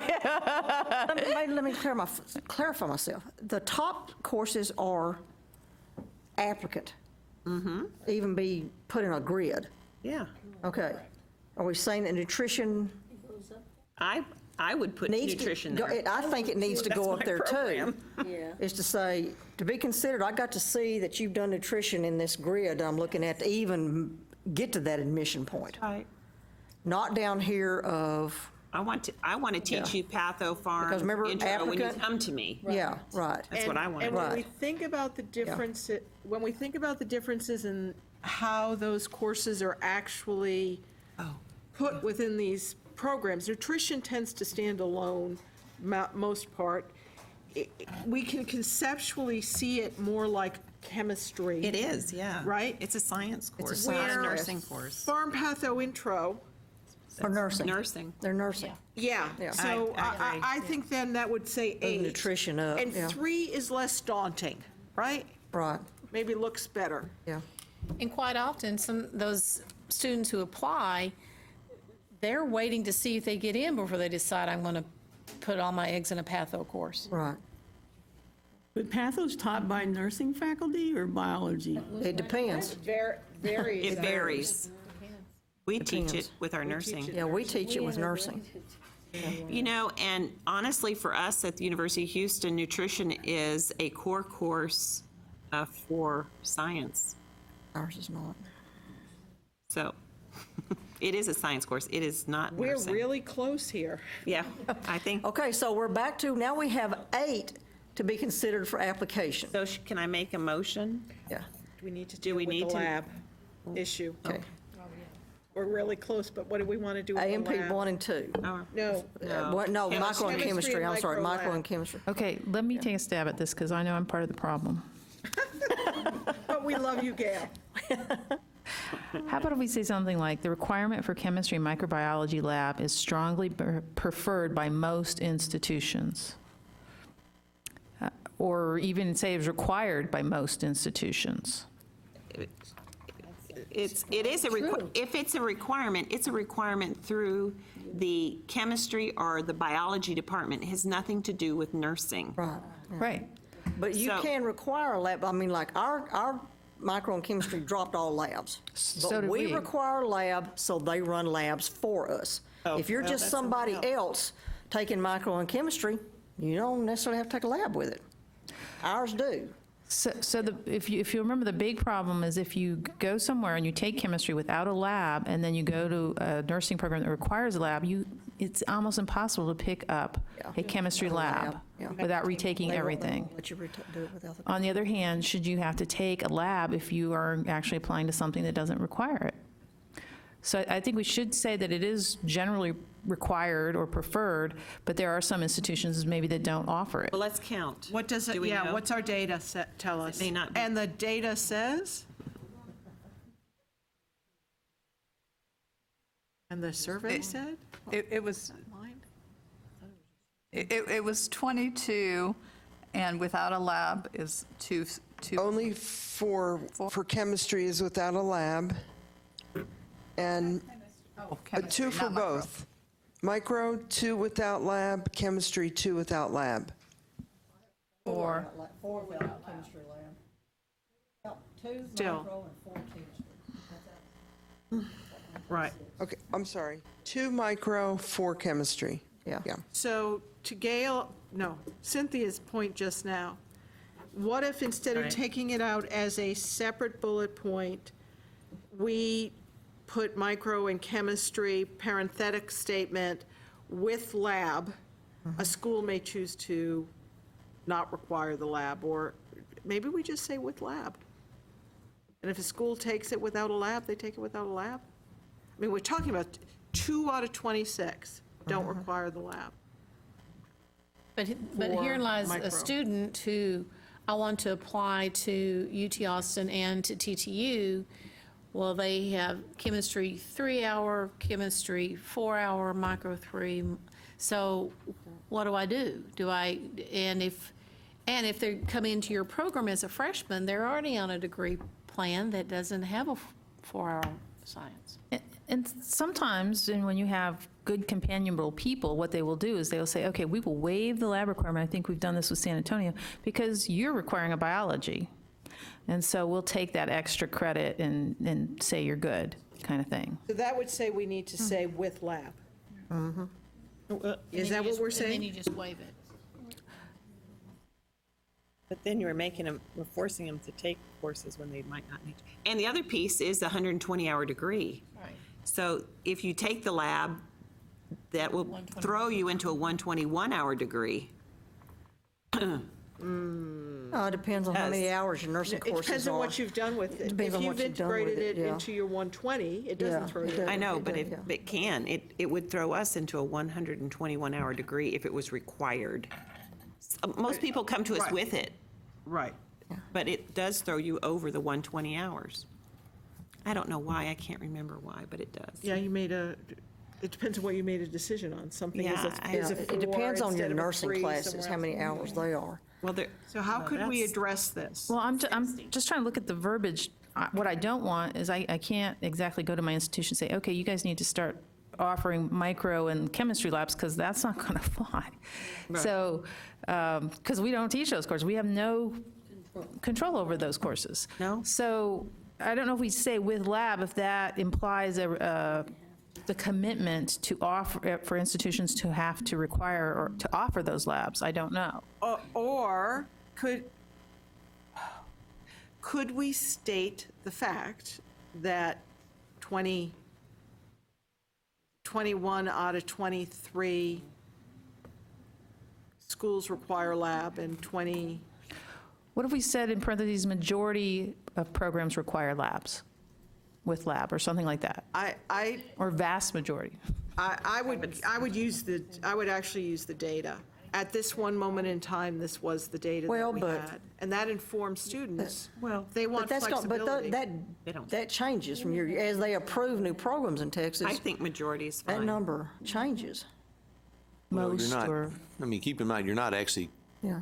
creating a website for information here Right. at the moment. You're It's a writing one moment you're in writing a time report. report. So I think it would be okay in the report to say at this point in time, all but two require Yes, in your report. the lab. And, I'm kind of the mind too, that if a student, if they're somewhere and they take it with the lab and then they go to an institution that doesn't require the lab, right, that's not a problem, we take that. That's not a I problem. mean, it's not a problem, and It's the so it other throws way. them over, well, that's okay, and the lab probably prepares them better anyway. I mean, so it's not as though they've actually, I don't think they're harmed. losing anything. There's no harm being done by this, and 1 hour is not that terribly important, so. But, Gail, your point is that at your But- institution, they can't take it with a lab. So if we say this, then Right, and I do not wish, Yeah. as much as I love Austin Community College, I don't want to tell my students they all have to go to Austin Community College to take their chemistry and their microbiology.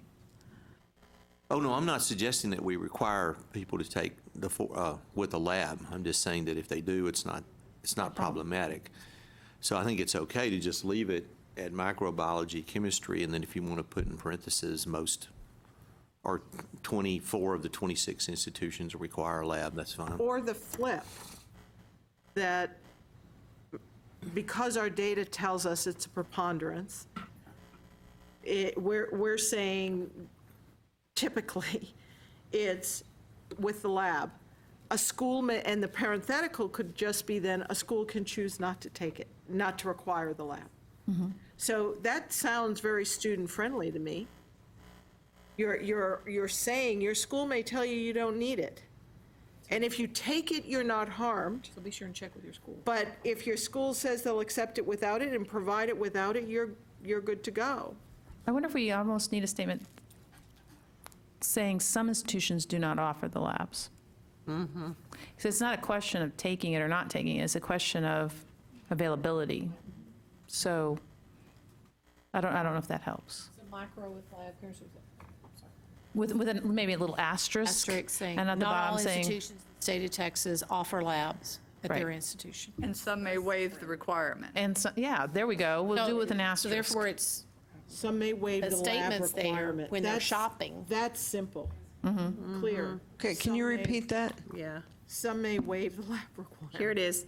Some institutions do not offer micro or chemistry labs, and some institutions may waive the lab requirement. Is that Do correct? we need the first part of that? If we just are going to say some may waive the lab requirement?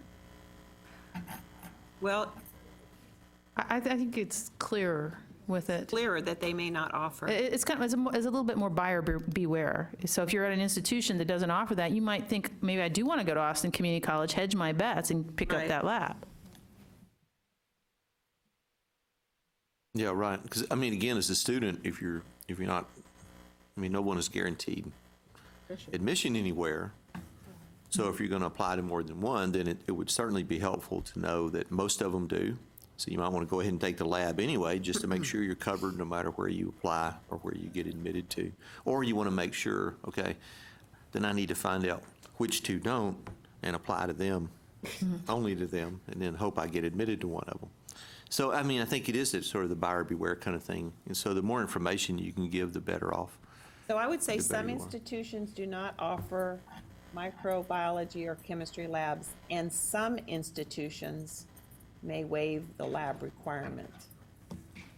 Thank you, Donna. And then have that as an asterisk, and then we'll go up and put the chemistry and the micro with lab. I have a question. I'm wondering anything about, from a buyer's perspective or an educational perspective, in reading our report and recommendations, if we should have a simplistic attachment A table that shows these 8, all the BSN programs, 8 in a line, and then here we go with farm and patho right below it, and then so that they can be able to see the flow of saying apples to apples to apples to apples as we go across, and then we get down into even the courses. There's where that farm is, but it's up here on these institutions. Oh, I'm really interested in these 5. I know I need to go ahead and take patho. I don't know if it would be of But I think we value. can go, we can use our tables we have and Well, and- cut and paste them. Yeah. But I think it's good to be in the report, but I don't know about How to show it to the public. about it being available to the public, because requirements change from time to time and things like that. And And like so Re- then that's going to require, some updating and everything. Because Rex is And- saying at this and- point in time, and I wonder if that also answers that first charge of us to assessing. Yeah, we what have to they are. include Yeah, we have to so, but include how the we can tables in make the that a- report. Right. Yes. And we had requested that we get a sample of a prior report so that we could know as we're putting ours together, all the elements we want to have. And I think one of the statements up front is, our data is one moment in time. And currently, there are accepted processes and for changing things. And it could, some school could have changed something from Between the now and time then. we did it. This was the state at these dates. So, yeah, and as curriculums change, because they are, I think they're like, I think it's like a person, it's and our profession changes. So there may be a time when we want genetics as, and I see that time coming quickly as a prerequisite for a biology. Now it's the 9th science. We are such a science-driven profession. So limiting ourselves stifles our profession. Do you hear what I'm saying? So is I there don't know a how- paragraph yeah. that needs to be written in this report about flexibility? And we need to be careful not to. And accreditation standards. So just a quick question about what's being reflected in the minutes. These little pieces that we're wanting to capture of what needs to go in the report, like the Health Science Center, uniqueness, and about the what was just said, flexibility and all of that. I'm hoping we're capturing that in the minutes so that we can go back and make sure we We're include looking at everything. Pam and we're looking at Catherine. I'm typing as fast as my little fingers. Yeah. Because writing this in a way that people can understand is going to be critical, and it needs to be short and pithy, right? How long are these things usually? I have the template for the report. 15 to It's not 20 that pages long, is a yeah. general rule. without, yeah. Without those long tables. Yeah, and you got to keep in mind, too, that a lot, if not most, of the people who read this report will not be nurses. Right. It And has to will be. not be from the medical profession. So, part of it is to try to make that as clear as you can. And it's not easy, I recognize that, but sometimes.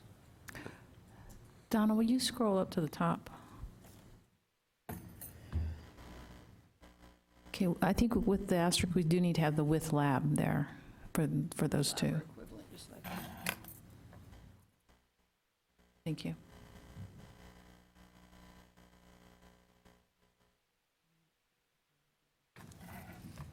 There's a question on this document about address whether core curriculum must be complete. Is that a question, or that we want a bullet point about it? Because I thought we basically had some agreement about that. It needs to be a bullet point. Yeah, bullet. This all presumes core complete. So we put it in the affirmative. Right. Yes. Right. Associate degree or not core complete. Right. But that was the last, on this summary of decisions made at our last meeting. We've now gone through them, we've refined them, we've made some decisions, and now I think that was the last statement before we can do ADN and LVNRN. Lunch here? Lunch is here, Okay. yes. It's 11:53, break for lunch for what? 30 minutes, 12:30? Come back. Thank you. Thank you.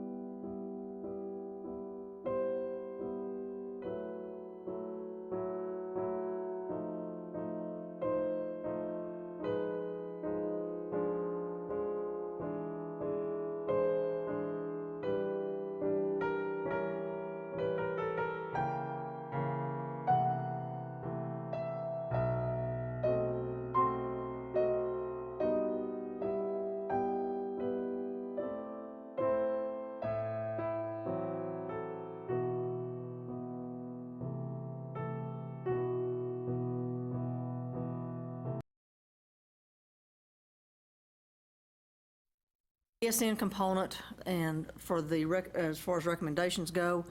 And on that same document down towards the bottom, the ADN and LVN to RN components, one of the things that was brought up, Helen Reed had brought up about the English 1302. It says 1302, but it should be English 1301. Yeah. Oh, you did, you brought it, okay, Gil did, yeah. That it should be English 1301 rather than 1302. Were there any other, is there any other discussion about the requirements here? Do we want to, I don't know that the lab, is the lab component an issue with this or for the associate degree programs? Ours is with a lab. I know there's some Ours is with a schools that lab, don't and- have a lab. Yeah, A&P is with a lab, Yeah. yes. but there are some, Remember, somebody had or equivalent, yeah, didn't have a yeah. standalone lab. I think that, maybe that was to address people that had anatomy and then physiology instead of A&P 1 and 2. Yes. Yeah. Yeah, well, and that's true for the baccalaureate also. Okay, so there's no, Equivalent for the lab. it's for the course, or course equivalent. But if they take a separate anatomy class, they Yes. have to take the separate physiology Physiology class class, because they right. have to come together. Right. Or course equivalent? It says equivalent, but It maybe if does it said say- a course equivalent, it Or would, course yeah. equivalent. Yeah. Sounds like or Yeah. equivalent is modifying. With a lab, So right. all of them will say or course equivalent. Right. Okay. Okay. The statement here, we kind of.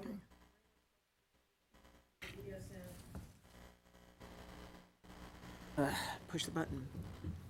I just think that we need to strike the phrase "at their discretion." Schools may conditionally accept students. It's permissive, but discretion implies arbitrary. And we don't want that, I don't think. So what would you say? Schools may. Consideration for admissions, schools may condition. Yeah, just take it at their discretion in that component.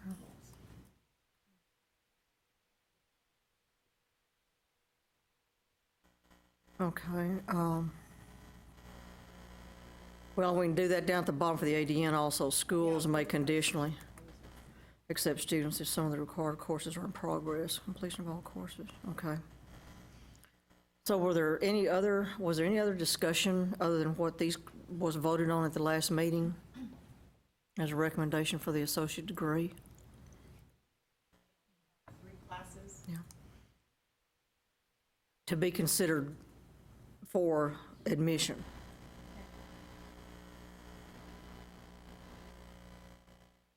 Yes, but I think we changed the 1302 to 1301, and I think that the AMP2 with lab, that there was a request to discuss that.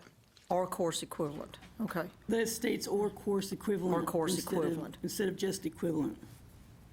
We added course in front of it, yeah. Oh, okay, is that for all of the AMP? Yeah, Okay, yeah. all So right. that addresses the concern? I don't think so, because Helen said that there were a couple of comments about the recommendation that A and P be complete. I think the concern was in the statement from in the minutes, where it says that under the ADN program or the RN or the LVN to RN, that other general education courses be moved to prior to starting the nursing courses. You know, Yeah. Helen just So- said, we said before, all A&Ps would have a lab. Okay, So it's with lab. Yep. yeah, With lab. yeah. I think she's reading or equivalent as if it's modifying the lab. Oh, I think it was just, I was actually looking at the thing she sent earlier, though, that says there were some concerns about our recommendation that A and P2 be complete before starting the nursing courses. Worried about creating the 6 semesters rather than having the required 5. So if we just take A and P2 off, would that fix the problem? Because we, The consideration for admission, the last paragraph there, Yeah. actually attends to her needs. Which I'm not sure that this was in that section. Yes, yes, I'm not sure what I got at the yes, table and what I. yes. well, on page 3 of the minutes where I had mentioned before, it's in the first set of boxes, it's the third paragraph up, kind of in the middle. So the other courses that are required will be moved so students can complete before they begin their nursing courses. And then that's the problem. If we move them, then it's going to throw us into more than the 5 semesters. That's what Helen's saying here. She said some are worried about it creating 6 semesters and being an accreditation. Others worried about students needing a course.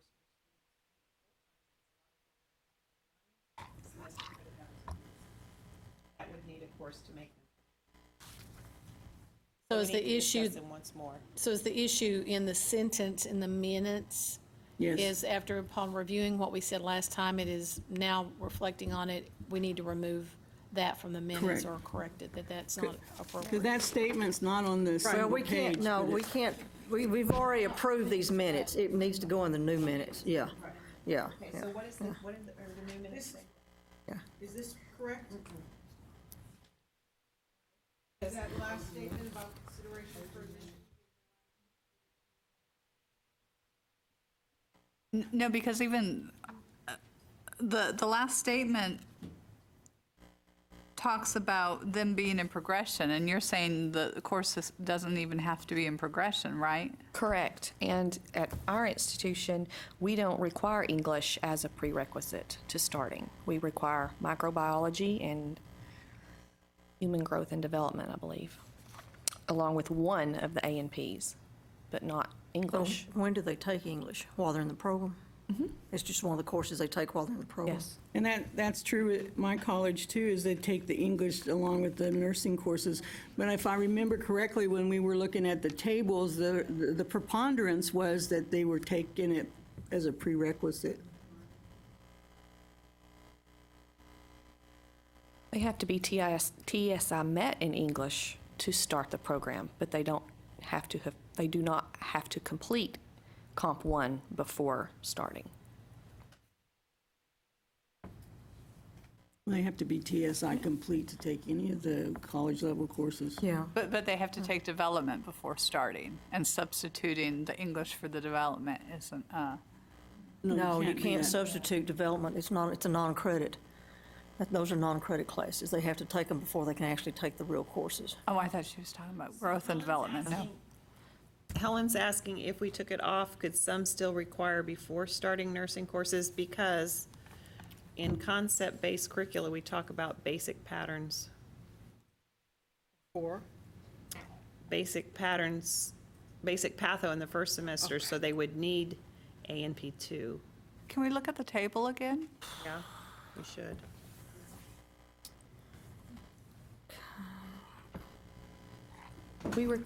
We picked English because it was the only one besides A and P that all programs required. Well, but she's just saying they don't, so how could they all? No, they do We require it, we English. just don't require it prior Well, to require, admission. But not prior to, though. I know, but that's, she said Yeah. it was picked because it was the only one besides A and P that all programs required. They'll be on the core curriculum? They don't have Community com- colleges are don't not have core to complete complete. That's a core. basic difference between the So- two levels. There's only, what, about about 8 that require it prior to admission? Out of how many, 34? 1, 2, 3, 4, scroll back up. Which one is the 5, English? 6, 7, 8, 1301. 9. Keep I know, but going, which column? Oh, I'm sorry. keep going, 9. So there's So it's column 1, G, 2, it's G. so highlight G. 1, 2, 3, 4, 5, 6, 7, 8, 9, 10, 11, 12. So a lot of them do require it as a prerequisite. Find me the colors again. Yellow's prerequisite, Pre-application is yellow. pre-application, so the majority do require it as pre-application. Otherwise, we would just have A&P 1 as the one course before application. We could take A&P 2 off and English 1301. Is that what Helen's saying? Yep, we could, because it's the only course as a requisite for getting in. There's a lot of yellow up there. Yeah, it's the It said majority required. A&P 1 complete and enrolled in A&P 2 at the time of application. It would require a change for a lot of us. Yeah. She's saying take English and A&P 2 off. There's too many that require it, though. Yeah, there's a lot of yellow in G, Yeah. which is English, and a lot of C.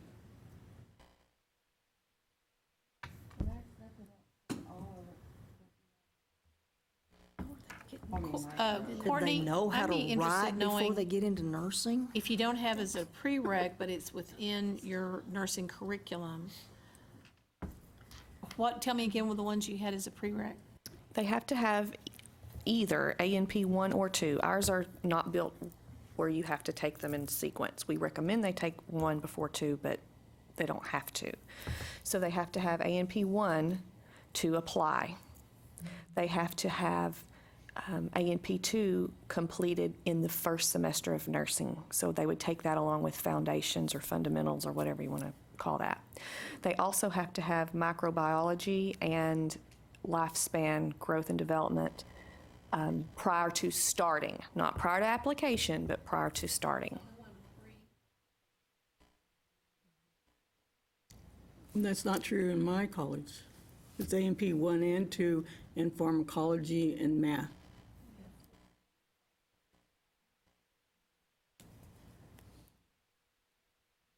So what does the table tell us?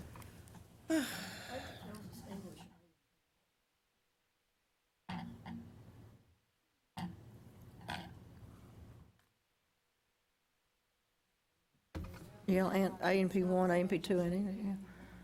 Let me know if you want me to scroll down.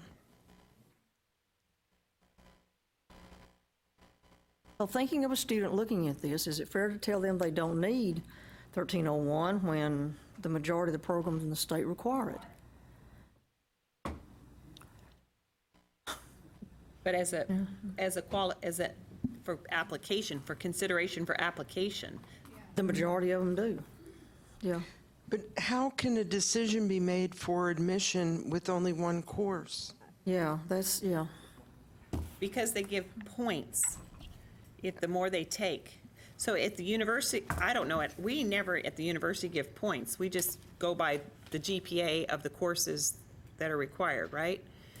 But at the community college, there's only one that's required perhaps, but then points are given if you've taken the others. So the more you've taken, the more points you have, that puts you up higher. So how But is it's that- not a requirement. So how's that person supposed to know that?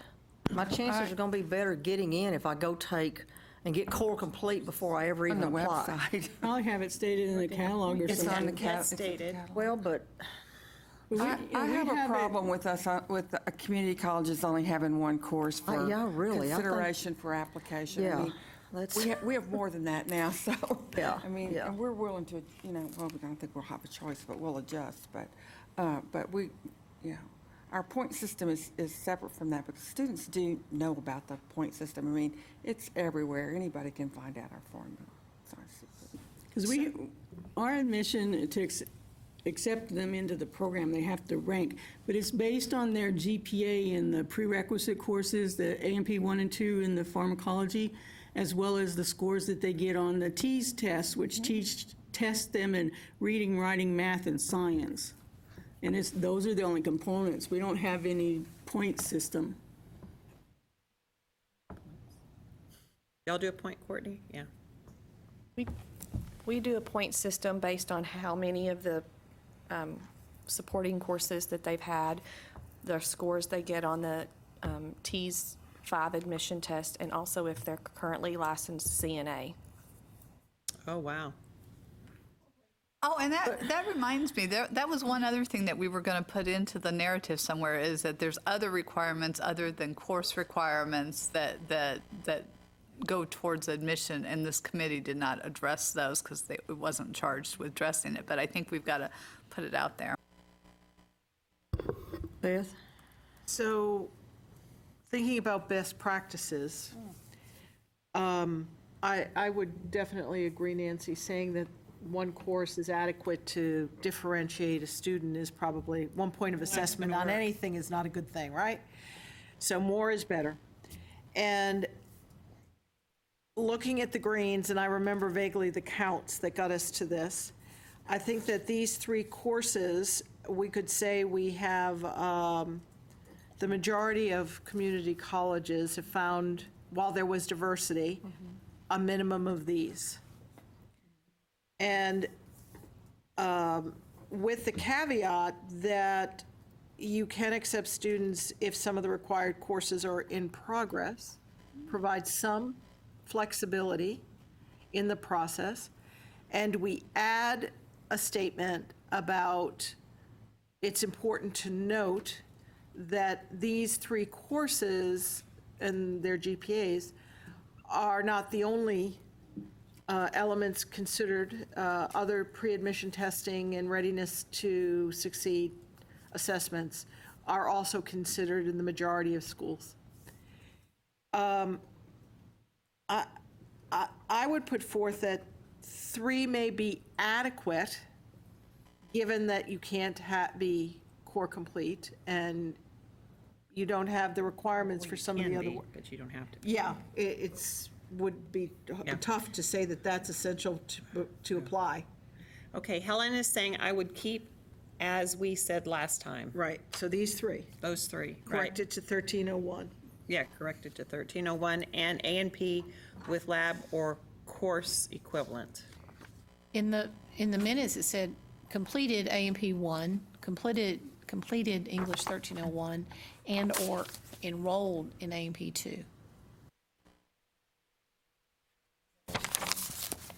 But I think the point is that in some programs, ANP2 is enrolled concurrently with the nursing courses. So they wouldn't complete it prior to matriculation. They would complete it as part of the degree plan, right? Well, And the we can concern say- is that if you move it out of the degree plan and do it prior to matriculation, that it adds a semester. Yeah, it's a semester, yeah. I don't know, the reason I circled that is I think that means something more than. As it stands right now, my school would have to move English up to being a prerequisite, which would, for 8, 10, 11, give them 15 hours prerequisites. So. Well, is this a case where we want to mirror what we did with the BSN, where we identify a couple courses that we say their exact placement, maybe before application, maybe before nursing or whatever, but there is some variability, but they are required courses. You can't go wrong taking them. I was going to suggest that same thing, so. A&P2 like we did the ones back up here. Exactly. Yeah. A&P 1 in English, if we go back and look at how many English, and I hear that some don't have it, but we moved, was it patho up? No, Because the majority, which nutrition. one? No, Nutrition. nutrition. Because the vast majority were requiring it. Well, everybody requires it eventually. Exactly, and everybody requires English eventually, too. So could we put A&P 1 and English in the must be complete for consideration, and then A&P 2 with the similar language that we put patho farm and.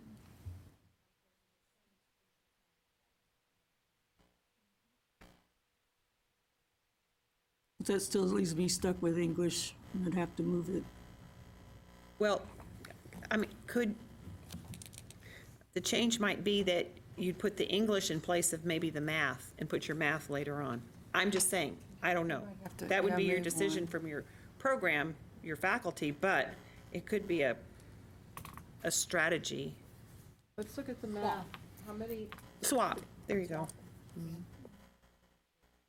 It doesn't change your hours.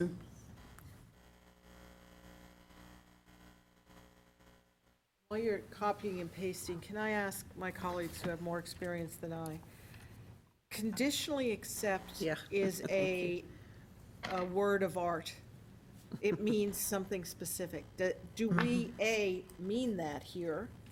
And is it commonly understood? Or do we want to say condition for admission? Provisional is also another word of art. I think we should certainly define it because our audience may not be as familiar with how we use that term.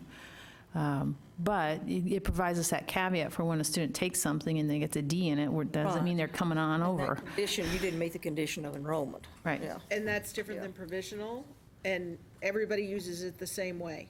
I'm not sure, that's why I'm asking. I think we just should wanna define make it. sure. Well, excuse me, I may think- conditionally, I think it's a usual practice of a lot of programs to send a letter saying that you're being offered admission conditioned upon satisfying, a C in all the rest of the courses that you have to take or whatever kind of thing. So that conditional, I think, is a usual practice of a lot of institutions. The question is, do they use the word conditional or provisional, or how do they word that letter? And would somebody who doesn't do what we do know Understand. what it means? Because this is an important statement. We don't have a provisional acceptance like that. I mean, they rank it to the program, either they make it or they don't. Right. They re-rank every year. We don't have a waiting list. But I think that it's understood if it says provisional, it's meaning that it's based on successful completion of whatever courses, right? I send conditional accept letters, and I use the word conditional, and it says contingent, I use that word too, on the fact that you Successful completion. complete any courses that you are currently enrolled in with a C or better, that your GPA maintained at 2.5 or higher, that you pass the drug screen, you get your physical done, you get your immunizations. I mean, I spell out every little thing they have to do in that letter. Yeah, so do we. yeah, yeah. I have two comments from G. Archer, who is home right now. She said, students who are doing due diligence will have looked online for prereqs, coreqs, and nursing courses and ADN programs. Information about prereqs are also on all published brochures and other printed materials. And she also said, I would like to keep all three courses as prereqs, although my school would be required to move English into prereqs and math stats down to coreqs.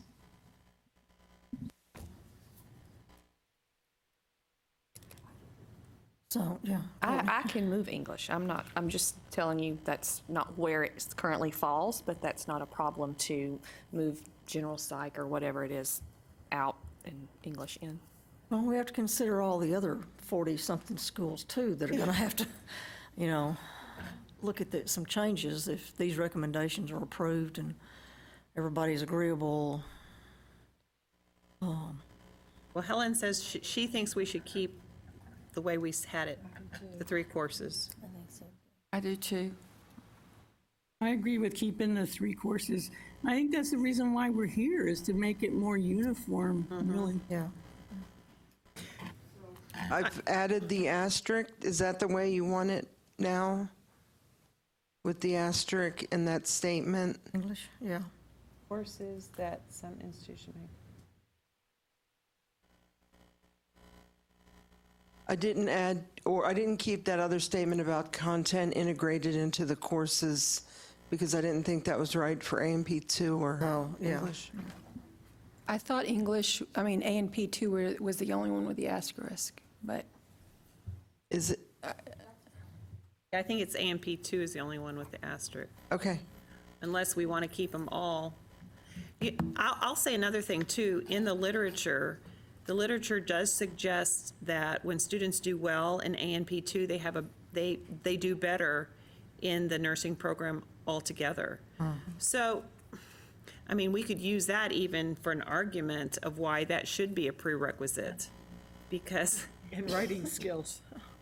well, but the literature suggests, again, that it's the ANP2 course, the better, if they have an A or B in that course, they're going to have a higher success rate in their nursing program. So if we're really wanting to save people money, and if they don't do well in A&P 2, we can advise them that this may not be your cup of tea. So, I mean, let's use the literature in what it's showing us. I think that's a good point, Dr. Tart, but the issue is that if A&P 2 has a prerequisite of A&P 1, it throws us into having 6 semesters instead of the 5. So, at my college, we had to take all that prerequisite off of them so that technically they can take A&P 1, A&P 2, and pharmacology in the same semester and concurrently. But is that what we recommend that they do? No, but that's the only way we could get it in 5 semesters. So that's a biology decision that they make A&P 2 a prerequisite, or A&P 1 a prerequisite for A&P 2. That's biology's decision, We right? talked to them long and hard. And they did take the prerequisites off. They did take them off? Well, and I know the community colleges in our area, they can take A&P 1 and 2 at the same time. Or they can take A&P 2 first and then take A&P 1 Not later? the best scenario, but they will let them do it. So maybe we need a paragraph in the report that says something like to the effect that in order to maximize student success, they need to take more courses than less, and particularly in the sciences, something like that, so that it's clear that that would be helpful, but not change what is the required, so that that part is also clear. So how does that look? In order, Well, you guys talk about your point system and that if you take anatomy 2, that's predictive of success in nursing. So just a paragraph talking about successful candidates in the nursing program will have taken more of the courses prior to admission, something like that. Just a kind of a clarification, because there's what's required in order to apply, and then what's required for people to be successful. They don't always coincide. Helen is saying that ASIN allowed us to do A&P 1 in summer 1 and A&P 2 in summer 2, and we can count as one semester.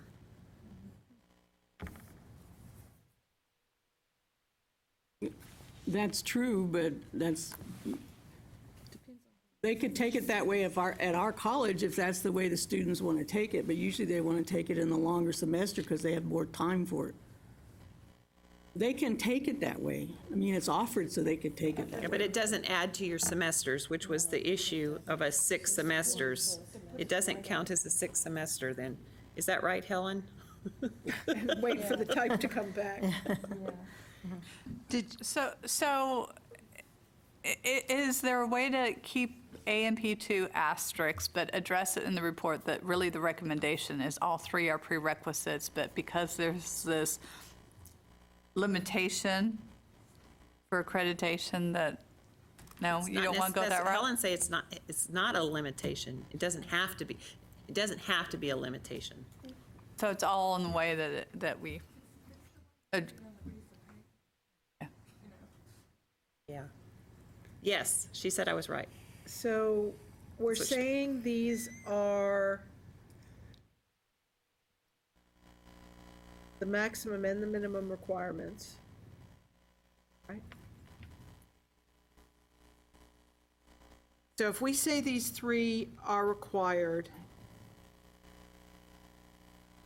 there are ways a school can arrange its curriculum to make this happen, particularly if we give them the caveat that we have here that a course could be in progress. So they may not have completed A&P 2, Yeah. right? That's not the way my school does it. They have to have the A&P 1 and 2 and the pharmacology have to be completed with a grade because they're ranked based on the GPA. Right. So, but But what you're you're saying okay, would- and it's Courtney that's not okay? Oh, I'm fine. No, she would not be okay if we made it where it can occur concurrently, right? Well, we don't say anybody has to do it concurrently. It We just just, we're maybe. making it permissive. Is what we do on paper is concurrent. Otherwise, you have to have another semester to take AMP1 and then follow it in the next semester with AMP2. I thought you just said that they had to have it before they applied. They do. But that's what I mean, is we took the prerequisites off of AMP2. So they don't have to have AMP1 before they take it. So on paper, they can take them in the same semester. But that's not what we recommend for them to do. So that being said, I think is what I was addressing. okay, so that being said, are we all in agreement that we want them to have all three of these courses for consideration before they apply, consideration for admission? And if a school, for whatever reason, decides that they're going to put one of those on, you don't have to complete two, you can have only completed one, they have, that caveat's provided for here.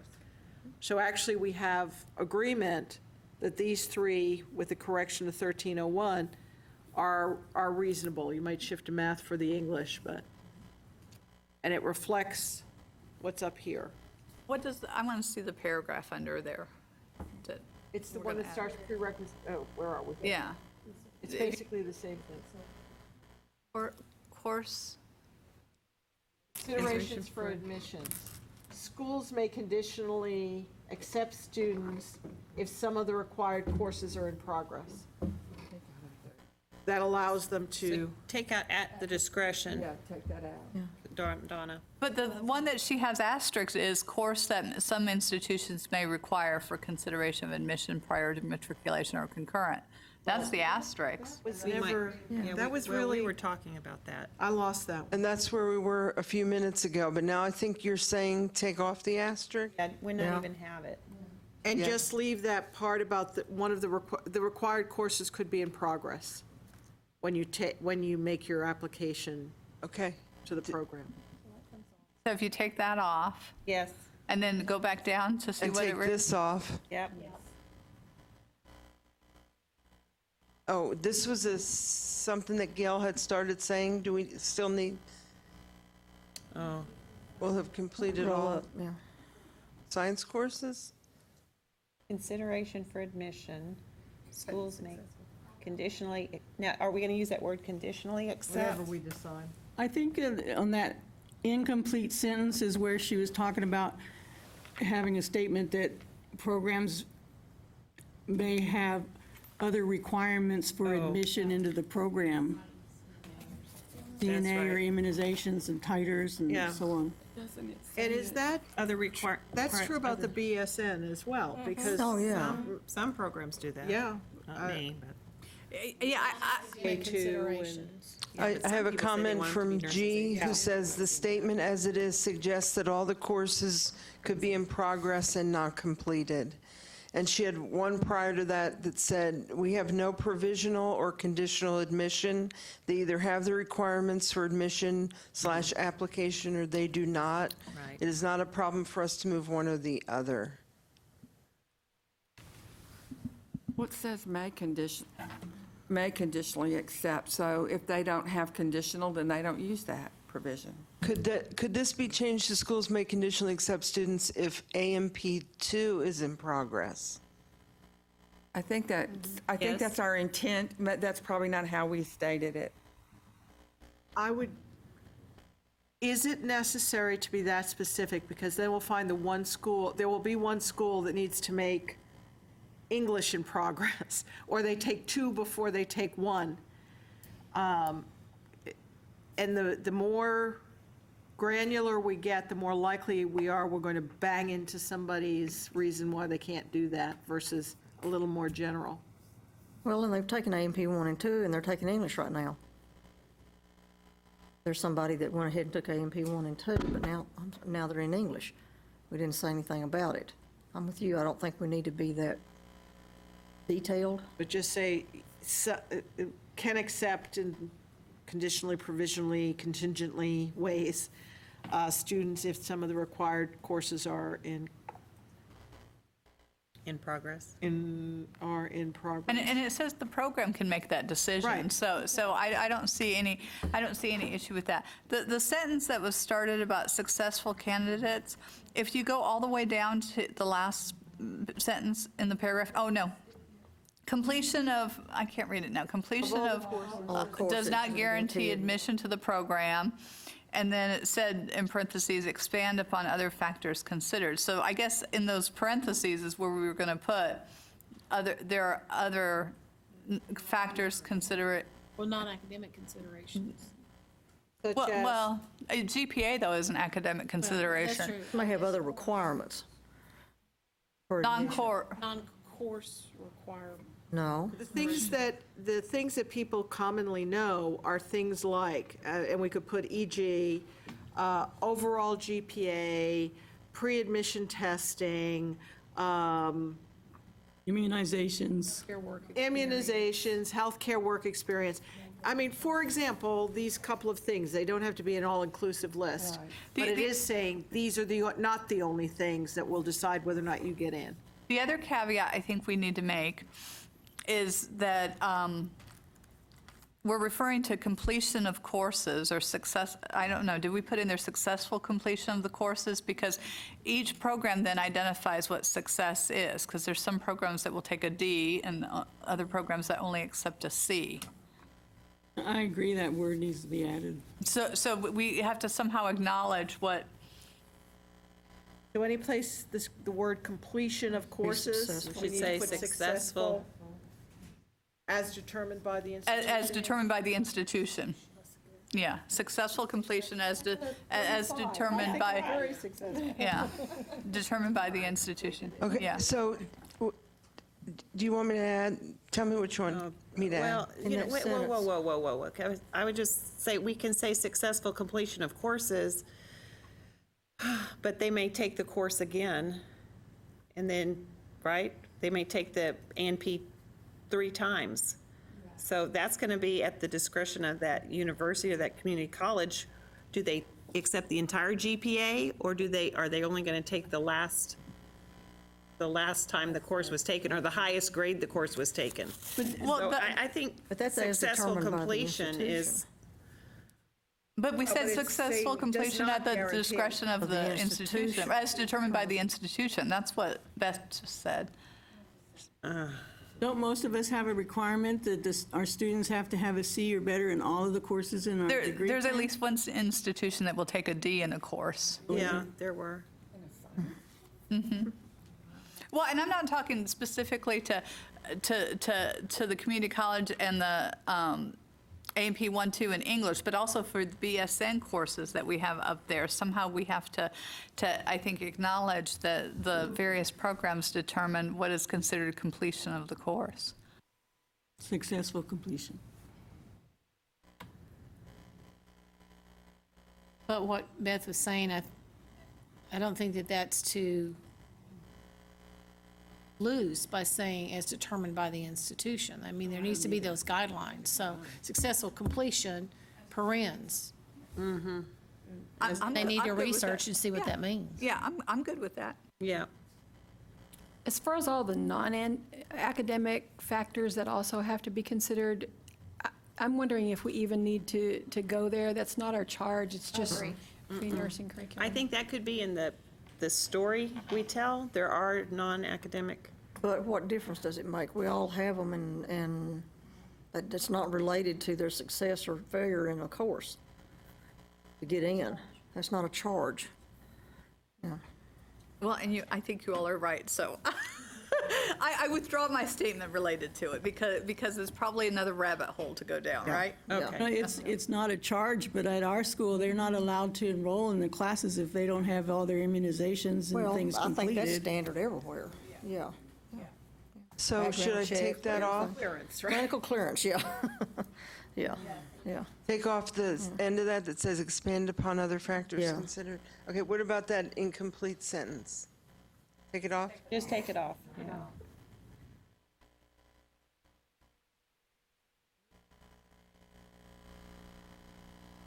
Okay, so we have agreed that we're going to leave the 3 courses as this way that we did with the other, with these statements that we had, that have been edited. Did we figure out the successful completion piece? We took that off. Well, I meant the, Oh, The successful comment- in front of completion, yes. as That determined we by, put successful in front, everywhere where it says completion, Right. successful goes in front as of that. determined by the institution. As determined by the institution, yes. And then it needs to go up there for the BSN as Right. well.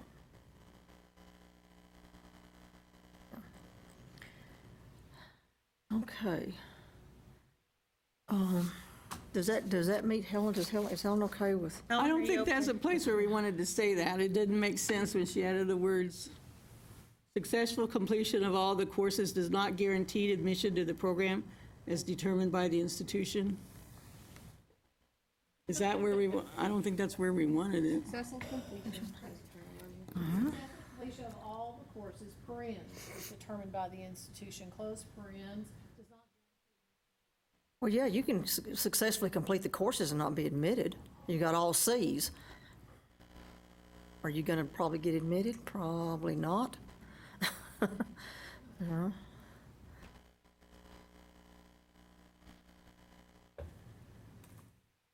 There you go. Might need to ask a grammar question. There, it's modifying courses, not successful. So I think, successful completion as determined by the institution of all courses. We need somebody to read this later. Success, Just make sure it works. Why can't we just say But successful we've got the completion notion. as, successful completion as determined by the institution of all courses. Right, We'll make it work. yeah. Start trying to remember. Anybody do Strunk and White? Elements of Style, the little book on how to write your grammar. It's my Bible. I always have to go back and read it. All right, so we're good with this, with these recommendations? Up above, so how do you want this, core curriculum must be complete? No. Yes, we, No, well, can't do that. well, no, this, look, that's for BSN. Oh, Yeah, right. We're above, that's above that. That's for the BSN. Yeah. And yes, they must be core complete. We've already talked about that. Yes. you're fast. okay. Well, have we completed 5 on the agenda? I'm calling for clarification. Just a minute, I'll find the agenda again. Okay. 5 is discussion and consideration of recommendations for uniform pre-nursing curriculum. Yes. Okay. I presume there was a vote last time on this document? Was there, or was it just agreement that this was? I thought there was a vote. There was a vote. I don't remember in the minutes. So Okay, so this is a modification. there's a on it. modification of the document. Yes. A motion to accept modifications as written to the original April the 18th document of recommendations or summary of decisions. I just want to make sure that Donna's going to go and put that same statement up for the BSN. about- Yeah. The last one here? Yes. Yeah.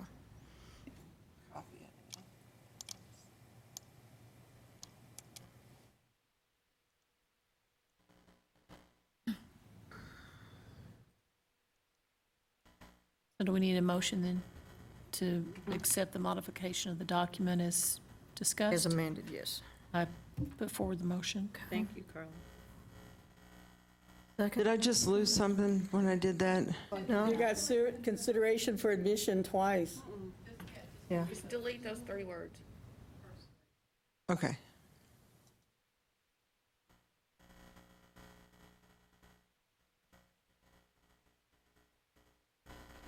Yeah, there you go. Okay. Then the paragraph, whoops, Below it. the one that says schools may conditionally accept, that goes away. Yeah, take For that the one. the better languaged one Yeah. above. And do we need this statement still? I just took that as being a statement of clarification, or is it something that needs to go in the report, that this was something agreed upon? So as part of the discussion, as we set the context for this report, I think it will be important for us to note, yes, in the past, we were pretty far apart. Over time, we've gotten closer, and our data demonstrates that, and we're going to move it even a little closer. So I think that item needs to be put someplace, but not necessarily sitting in this location. If people would agree, that's important. It is important.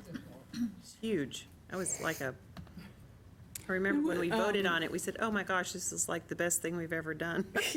So we want this. I think Yeah. Helen had said she was going to bring a copy of You know, those and I courses looked, and- I looked and looked for the minutes, and I didn't take the minutes for that meeting, because I wasn't, and I couldn't find them. Let me see, Helen she was. might have sent them to me, let me look. She sent them, I saw them. Helen Oh, she sent them. did? Uh-huh. Oh, Yeah. it's in an email. when were the when, do you know, can you say when it was, and we can put it? She said it at the last meeting we had. Okay, it was spring 2012 minutes of deans and directors that the 45 hours was approved. It was May the 26th. Oh, no, she said, here are the minutes now, when she actually attached them. What Oh, it date? was April the 26th. April 26th. Yeah, there's the email. We've got it, Helen. Texas Association I of sent the Deans minutes to Donna. and Director, February the 3rd, 2012 minutes. Oh, February the 3rd? 2012 minutes. Okay, that's what she said. February 2012.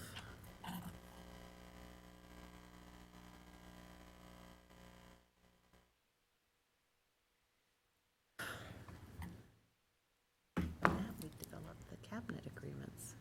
We need a timeline. Okay, all right, okay, so with those corrections, we've had a motion to accept this document with the amended information, and second, somebody seconded, 2 seconds. okay, Nancy did.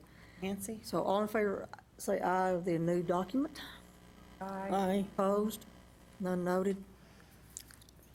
Okay, so that's 5 on the agenda. Okay. 6 was discussion and consideration of course content for courses selected for uniform pre-nursing curriculum. Well, we have no control over the content of the science classes, the math class, the, any of those courses. They're not taught within our discipline. So I'm not exactly sure. Was this to make the comments, I think kind of, Gail, you've brought it up several times, that we should have a statement somewhere about historically, some courses with the same name and the same number have not been accepted by individual schools, but we need further work with the coordinating board, which will happen as part of the field of study for anything related to nursing. But for other courses, this would be important. I mean, were we trying to remind ourselves to make a statement of some sort? No, it was required in the It's required in the charge charge. Oh, to recommendation must specify the content for the courses. Well, But I think what we had talked about before was, we just used the course descriptions and the Texas Common Course numbering Yeah. thing, and we identify those And course those are the numbers, courses, and those are there the they are, courses. and there's the Common Core. Well, Yeah. For which, can you? You're not on. well,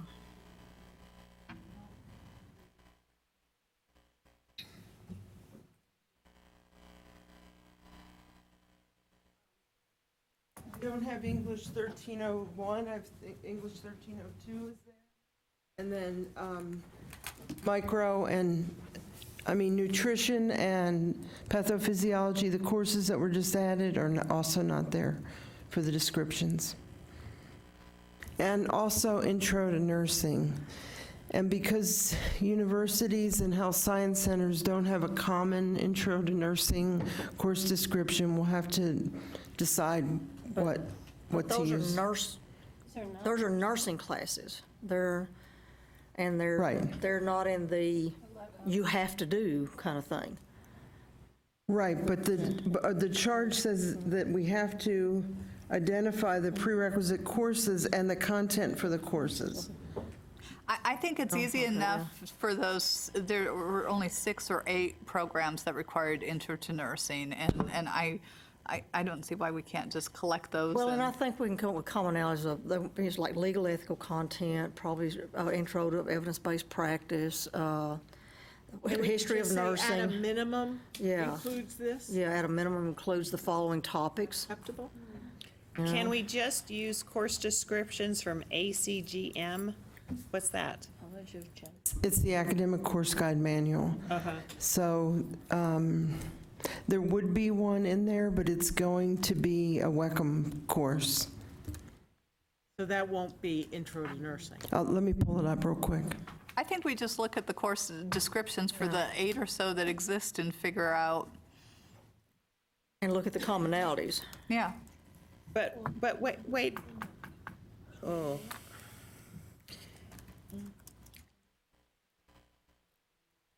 That's if it is a prerequisite, but all programs take those courses. So are we telling what all programs are supposed to have in their curriculum, depending on where it is? I like the add a minimum thing, or, I don't know. I mean, But that's where Gail's examples, we get into trouble. Yeah. So, somebody says, well, that's not including Yeah. everything I have in Right, my of course, course, yeah. so I'm not going to accept it. You have to take it here with us. So Is what's that this- what you hear, your Yeah. experiences, Gail? And under the WECM rules, I think it's what, we can add 10% of the verbiage is from the individual college of the course description. I don't know if on the field of study, if they have that same, so what's the solution?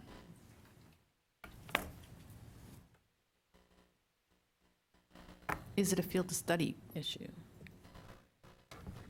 I think it's a field of study issue. Well, but if we're talking about, let's look at those courses again. Microbiology. Is there a standard? Because that's the prerequisite, right? Yeah.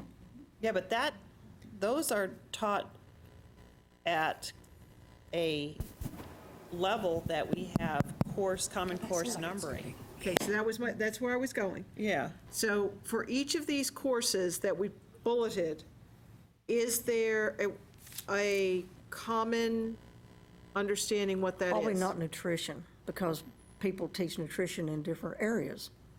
In some areas, it might be in health kinesiology. A&P 1. Well, that's biology. Yeah, there is one, yeah. Yeah. Where's that? Yeah. turn your mic on. Turn your mic Is that on. the only one that's a problem? She's pulling them up. I think the problem with nutrition is the fact that it could be taught in several different areas. That's what I'm saying, So if we specified which area it needs to come out of, that would solve some of the problem, wouldn't it? But how are you going to specify that? Because Well, that what if is you the said- department that teaches nutrition for that campus. Well, what if you said if it was health kinesiology, it includes this, if it's in whatever else, it includes whatever. I just thought there was one nutrition No, kind of class. home ec, But that's not a biology. nutrition. Home ec is Yeah. not nutrition. There is It's a in the general nutrition department. course out of in the home ec.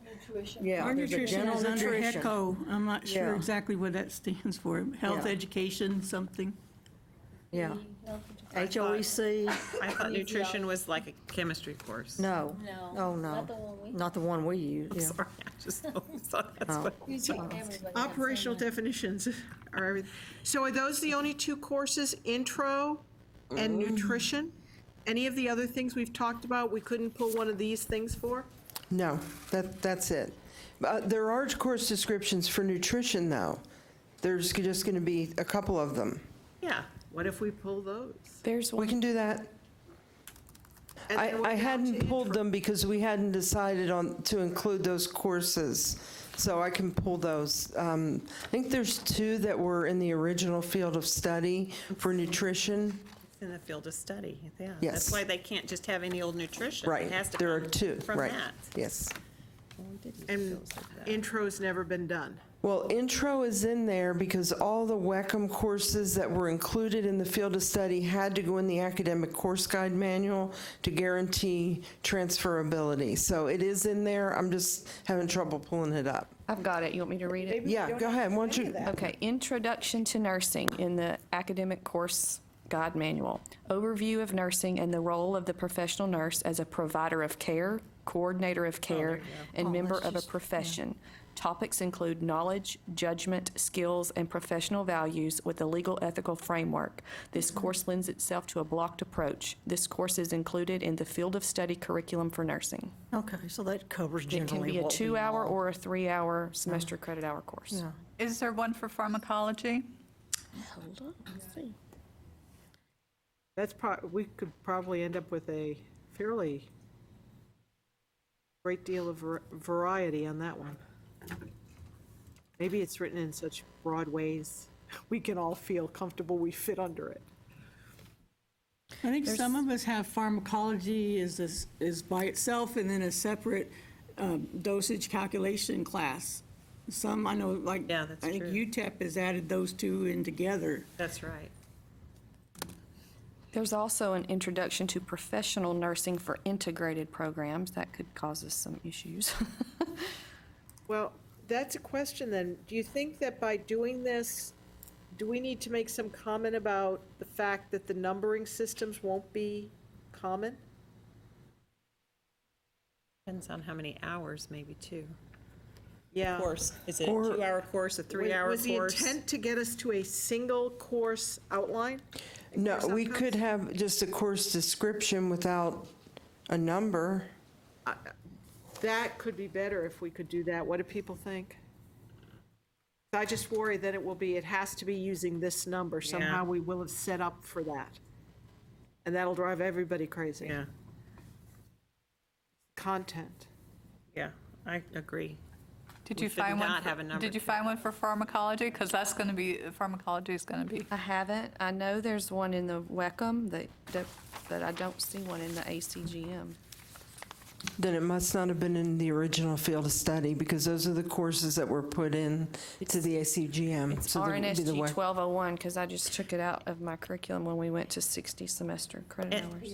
It can be a 2 or 3, Right. I think. And I think the reason is in the past, and I could be wrong, but usually pharmacology was within the associate degree curriculum. It was not a course, a standalone course.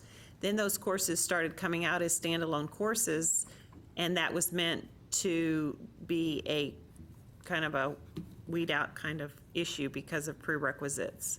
So I don't think, when we did in the day field of study, there was a pharmacology course, because remember, pharmacology was always at the upper division baccalaureate level as a course.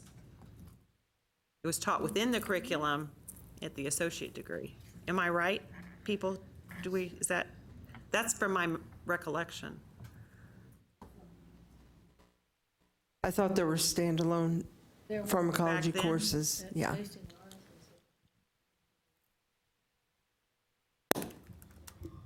Back in 1990-something, I took it as a standalone course at community college. Was a prerequisite to the Okay. ADN, but Back was in a while ago. 1974, when I took it at the community college, it was standalone. Okay, all right. But that begs the question of whether or not we're talking about a lower division pharmacology course or an upper division one. Because I think the one that's required for a lot of the baccalaureate programs is an upper division one. Yeah, it is an upper division course. Okay, so So if we're not, how specific do we need to be? Yes, Do you have she it? said, yes, we integrate farm. They integrate it. they do now, yeah. So if we say they have to have farm content, we have the 3 courses now, farm, patho, and intro. which could be done before, during, or after, or integrated. Do we need to get, and we're not going to use numbers, standardized course numbering. Do we need anything more than a list of the brief narrative and minimum course objectives? If you don't have any numbering on it, that would allow it to be taught at the at the freshman and sophomore year or the junior, senior year, because there's no numbering. If you have just the content listed, right? What does the charge say? How is it worded in the charge? Student could get really caught in that, though.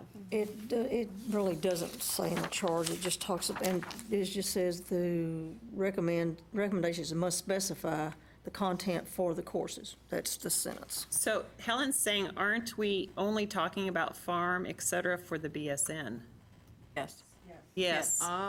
Yeah. That's what I'm saying, it's really upper Why would division you farm. not be talking It's That's not- what I was trying to say. Why would you not be talking about it for the ADN program? It's not a prerequisite. Because it's not not a a prerequisite prerequisite. for y'all. It is for me? But it's not listed Not on the here in the list. report that we're submitting. It's only for you doing it. It's not what we're sending forward as the recommendation. It would be a course description for baccalaureate program. Yeah. Would it be reasonable to not have the content for the prerequisite course? Well, let me rephrase that. We have the 7 or so, the top ones that we say are prerequisite courses. So have some general content for those. But since the others can be prerequisite courses, or they might not be prerequisite, they may be integrated, because there's such diversity in how those other courses are represented, perhaps that's a reason not to tie down a course description. That would be my suggestion, especially when it's integrated. It gets very, very messy. Yeah. The content really, it skews out when you start We're integrating. required to provide the content for prerequisite courses. So those first 8 courses are prerequisite courses. So if we provide some general, and I suggest general broad, then for the additional courses like intro and farm, because we have said that they could be prerequisite courses, but they could also be in the program, they could be integrated, that because of the diversity of the way it is delivered, that we really cannot provide the content, especially if it's integrated, because you might have one of those objectives in this course, another objective in that course. That would be my rationale for not addressing those courses. Does anybody else buy that? I buy it. Yeah. I buy it too. It makes it easier and those courses, it makes sense, yeah. Okay. Okay. All right, so So there will be no course description for those other courses? Because why? I'm sorry, I was searching this. Because of, let me say it since I'm taking the minutes. Well, because of the diversity of how the courses are offered. And because Standalone, prerequisite, integrated, it they may or doesn't make any sense to offer the course descriptions because it may not even be in a specific course. So due to the diversity of how the courses are offered, we won't offer the. and they may not all be Content. prerequisites for all programs. Right. Yes, Yeah, let's lead with that. yeah.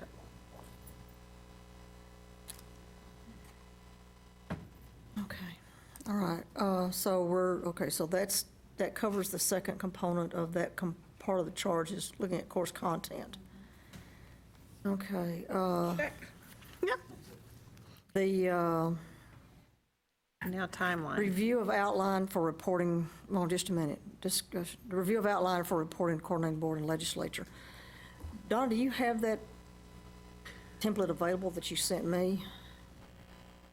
So what is it that you need? She sent me the template for the report. Oh, template for. It's an Yeah, I interesting- sent it It's for, an interesting template. it's a template that's used for coordinating board reports.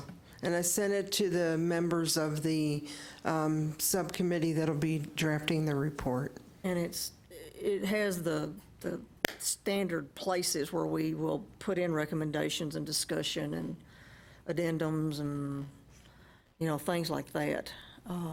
It's, I mean, And there's, before we get, I think there's a point of order. Do we need to have a vote on that last decision? oh, I'm sorry. But yes, we do. Thank you, Robert.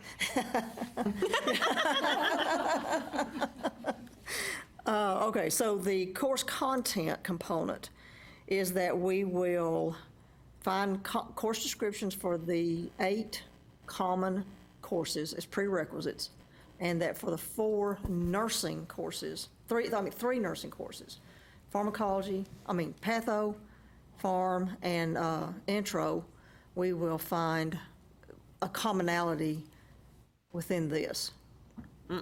No, that's not what we said. No, patho and patho and Come alone, intro. don't even talk about them. We're not talking about it? Only the Provide a prerequisite. rationale for why we are not providing the Okay, content. yeah, okay. I need to go back. I was typing and not listening. So the 8 prerequisite courses Okay. and the 3 for the ADN. And the 3 courses they did in, because those are found Yeah, within and that's the what we'll common give the anyway. common Yeah. course numbering and the course descriptions. And that's it, because that's what was asked of us. I was typing. Are there and any writing. considerations? Discussion and considerations. We'll outline them. There'll be discussion relative to the 3 that we're not giving them something. Are there any other points we'd want to make in there?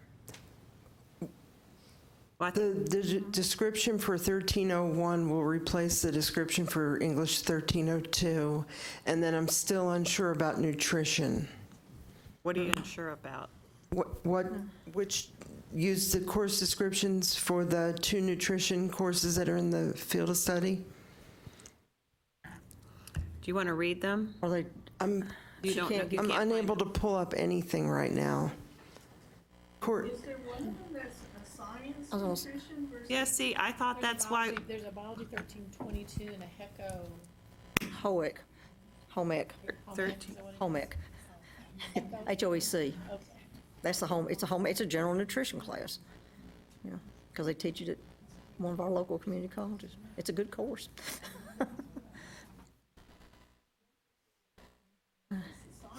yeah. Why don't we, well, It depends. why don't we recommend the ones that are currently in Wickham?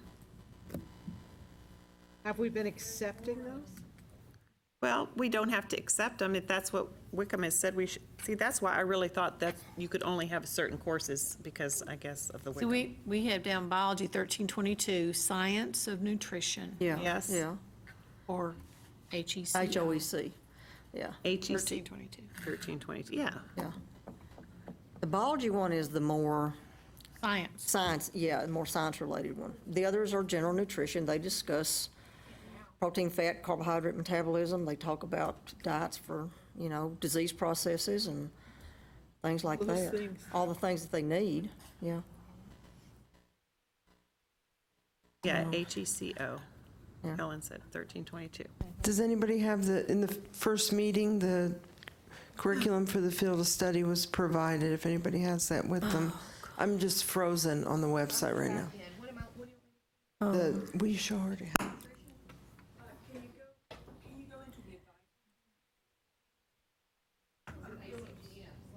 Oops. That was the, shoot.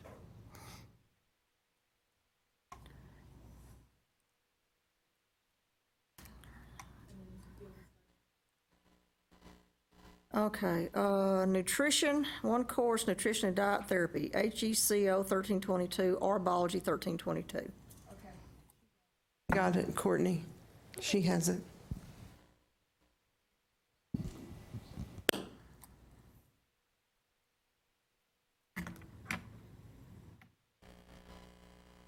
I don't have it. I'm sorry? HECO 1322 or biology 1322.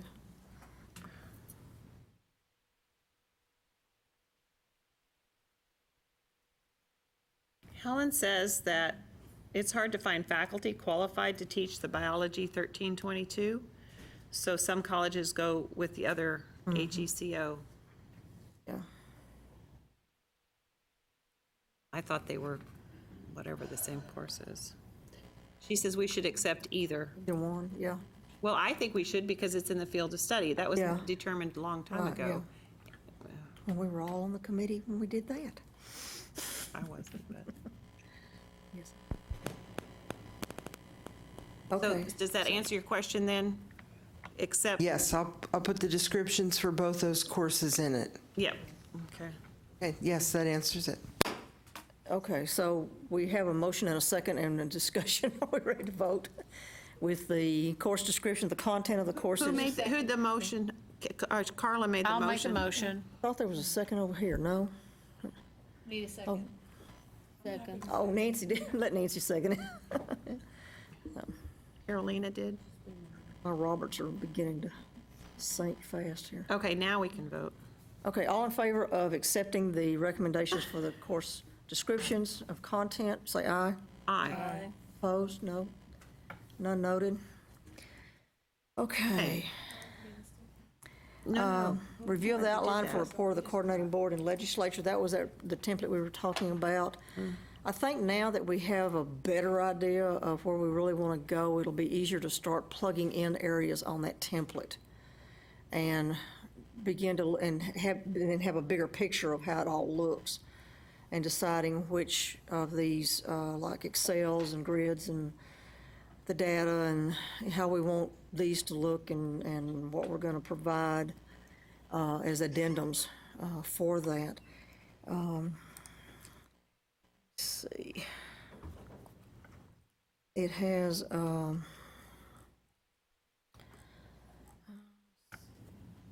content.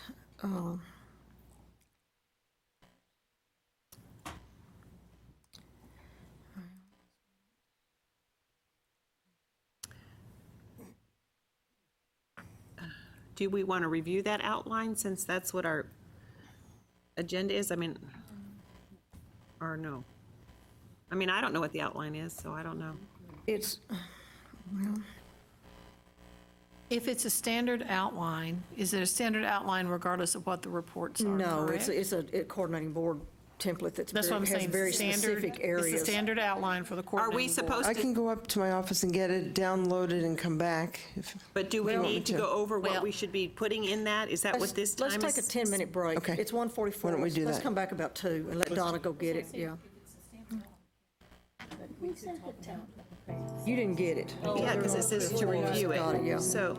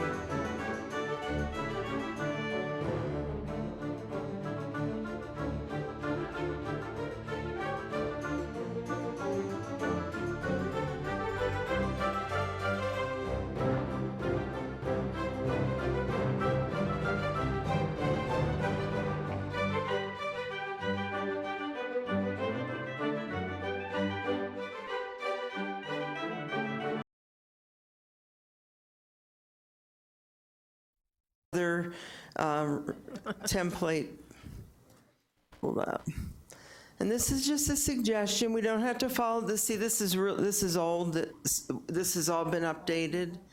But, you know, basically it's an executive summary, major headings, conclusions, any recommendations, list of resources, and acknowledgements with our appendices. Now, that's not so overwhelming, is it, Pam? No, it's not, no. What is that called? I can't find, Yeah, this, and we don't have to do that. That's just, go back up? yeah, okay. Yeah. Yeah, It gives us the categories that Right. we can address. right. Yeah. We're writing our papers, you know. Yeah.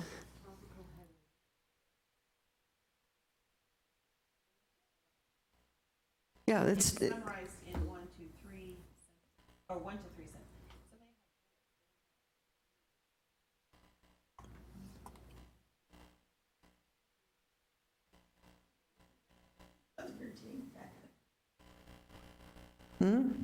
Key findings presented in bulleted format, parentheses, or other dingbat.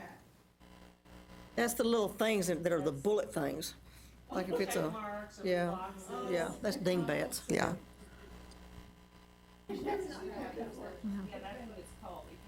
Yeah, it's a dingbat. Yeah. But there's dingbats too. There's wingdings and dingbats. Yeah. Okay, yeah, so this is what, yeah.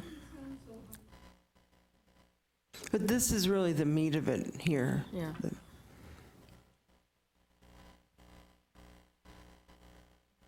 So, Could you have a list of sources? do what? What? Well, it depends on what we give them. Made a list of sources?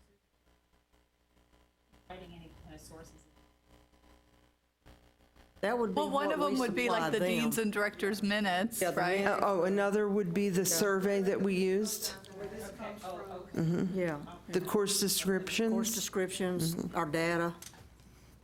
Yeah, yeah. Okay. Okay, so that's what we'll be working with here, doing this. Future meetings, do we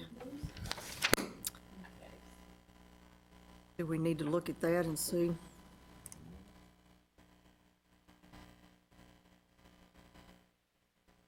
We did not have any. set past today. Right. We didn't set a meeting past today. But what is I'd like to go back on our timeline of what we're supposed to be. I think that would drive looking at when we would need to meet again. Well, the report has to be by September the 1st, we have to have submitted the report for the coordinating board for them to review. So we have about 2 months to put this together. So is there a need with a coordinating board committee to officially meet in this square footage to bless a report before it goes September 1, or can it be done by email and sending out to the committee?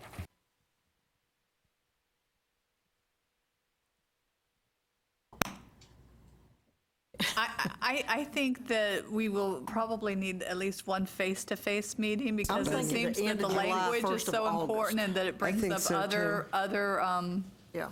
Right. things rather. I'm thinking the 1st of August before we all start school. I agree with that. I Mayor? think give time to write drafts, 1, draft 2, draft 3, Right. to the point where it comes back here to do a final review, then in August I before agree. we submit September. I agree. So look at your calendars. So we had August 1 work on report, September 1 have report ready, September 8th mail out report. I'm worried that August is so full of stuff. It's so full of stuff. There's so much going on in August, but Second is the coordinating. December is the due date. It has to be in Donna's hands, September the 1st. We're done. our charge has been completed, September 1st. Right, and before the report goes to the legislature, before it goes to our board, it'll be routed internally to make sure that it, everything is in the appropriate format that it needs to be in. Oh, yes, Yeah. absolutely. Yeah, it'll be edited. Right. So the week of August 1st, August 8th. September 1st is on a Thursday. Yeah, September 1st So- belongs to Donna.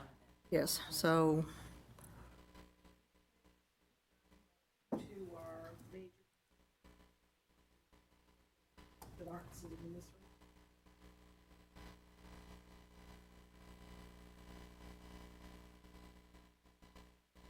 room. yeah, is there a need, I mean, I know we want to include them, but is there a need to do that since this was a committee selected to meet this charge?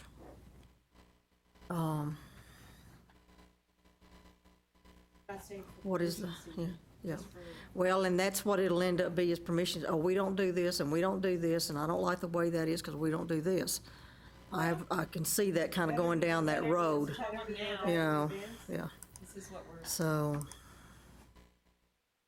So my question is, are we going to go back and redo it if 3 people say, Well, given that we sent the others out, yeah, it would be nice to say, then when we go to deans and directors, we could say, you've got one, we kept you informed yeah, of, for the prerequisites, right? You had the survey, then you were informed, then you had a draft. We can send a draft of the report. We need to meet before it was due earlier than September August, 1st to Donna. And so I think that's nice. I think people will appreciate that. yeah, but Hi, Dr. Hooper. not for editing purposes. But just for draft, I think if people want to send comments, they should be able to. I was going to say, what if there's one big hole like that we didn't Yeah. consider and somebody brings up Surprise. something, catastrophic that we should consider, No. This is a Okay, so- problem with sending it to our colleagues. Okay, so we need to meet in July then, so we can get this back. Yeah, I would just strongly support that we do it, because we say the whole issue is transparency. Yes. And we don't need something that already ends up in a final form with you and the big hole erupts, and we haven't prepared for it. Okay, so when in July do you want to meet? I'm only here for 10 days in July, so I'm going to be a problem child, but I have no problem not being in attendance. But I'm only here from the 12th to the 21st. Tuesday through a Thursday. If it fits, that's great. If not, I'm completely okay. I'm available any of those days, so anybody else got, I'm gone the 18th through the 22nd. And I'm gone the 20th through the 29th. so the week of the 11th? So the week of July 11th, I'll check on the boardroom availability. So for the 12th, because I'm flying back on the 11th. So probably that Tuesday, the 12th? So July 12th through which date? Just that whole week? Yeah, anytime in that week.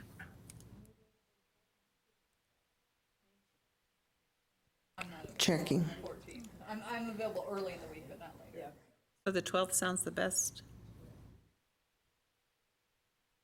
Deborah, was that okay? The No, 12th, no? Just the 14th and 15th. Gail, no? Has Helen got a date going? Oh, I don't know. She's asleep. Yes, Yeah. Yes, it's available any day that week. okay. So, The 12th is the Or best not. day? 15th? 15th on Friday? I'm having surgery on the 14th. Oh, no. Oh, We understand. But I guess I could, call in or what. well, And I don't have to be here. I mean, you all are people who are. Do you want to hold the Helen 12th? said 12th or 13th. I So- said 12th. 12th? Beth, will you have jet lag? I get back, I'm permanently jet lagged when I do this in the summer, so 12th will be fine. I'll just Except not really. from Rome, You'll I'll just just come be as right jet to lagged. Austin Don't instead. say just fly in here. That's so tiring. Well, if you can't do it, you can't do it. Okay, so the next meeting, 10 a.m. Told me I can't. on July the 12th. Or the 15th. No? No?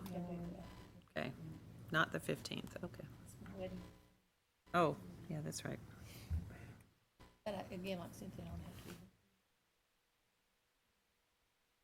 So after we meet the 12th, then we'll send it out to our colleagues, the draft. It has to be done, work done before the 12th. Yeah.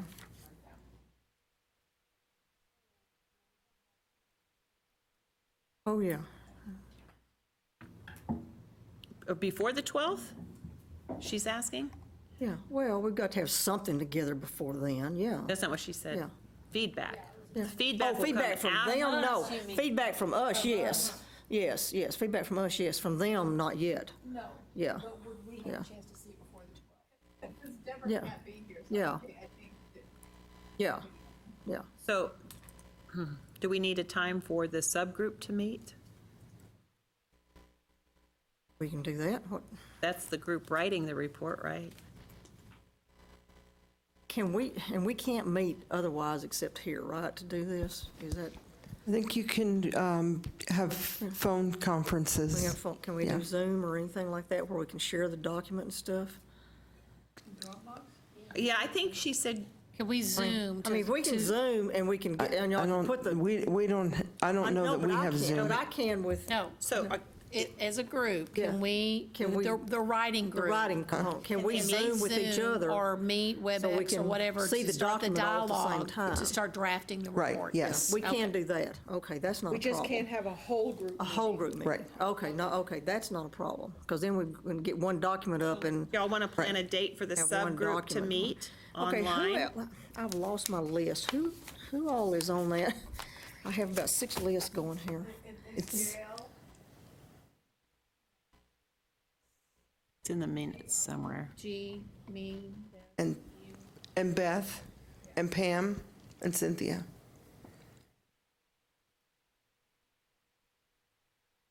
There were only about 4 on this to start out with. How did we end up with so many? Right. Beth was a late add-in. Oh, okay. Not a problem. Okay. Write me off.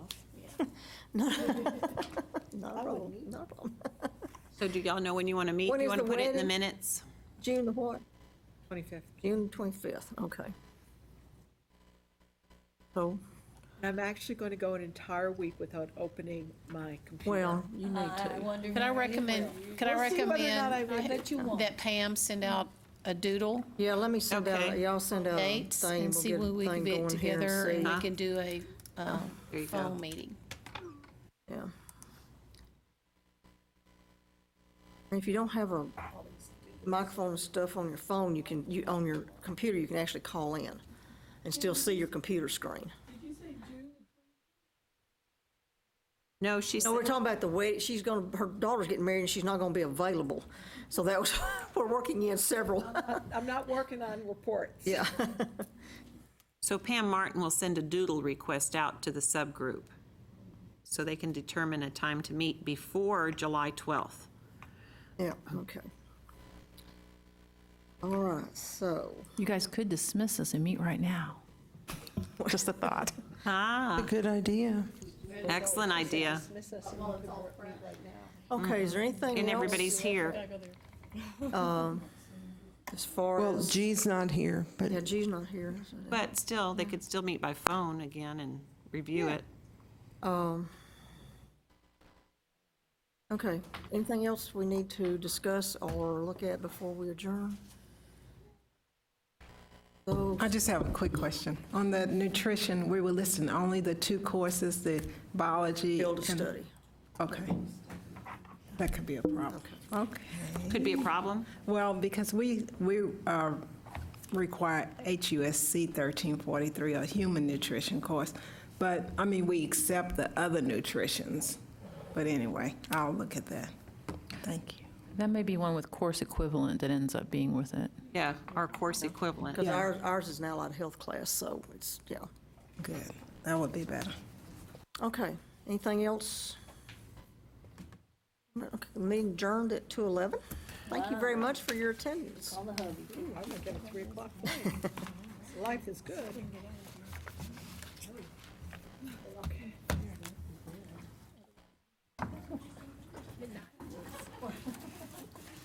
Yes, you can definitely get on the. You want this? No, thank you. Oh, boy. That sounds like fun. What's going on? She was with Sunset people all day. Oh, God. Yeah. Do y'all want to start writing? You She wanna wants leave? to catch an earlier flight. Plus, I find doing that as a group to be very difficult. Somebody I would would write. take a first draft, just Yeah. cut and paste Yeah. and put it into the thing, and then we can have at it. 5 minutes maybe? Okay, bye. All righty, bye. Bye-bye. Well, have a wonderful summer. Yeah, you too. Have a really fun time with your, and so you like the idea of the summit then too? Absolutely, that's brilliant. Yes, send me an invitation to know, when you know the timing. Well, I think we're gonna do it, I think what we do it decided one was day? like, yeah, oh, yeah. Well, I think we said like maybe do it from 10 to 12 and then lunch and then 1 to 4, 3, something like that. So it's not so crazy early. You're in Sugarland. Houston, so which one University of is Houston, closer? Sugarland. Yeah, but which Airport. airport? Hobby is closest. One way or the other. Yeah. I mean, whichever's easiest. Bring it to you. Yeah. You know? Yeah. And maybe we can have it available too by, if somehow we could do like a video or something that people can attend distance-wise too, I don't know. All right. Well, we will be in touch. We'll have a really good wedding. Thank you, sounds like fun.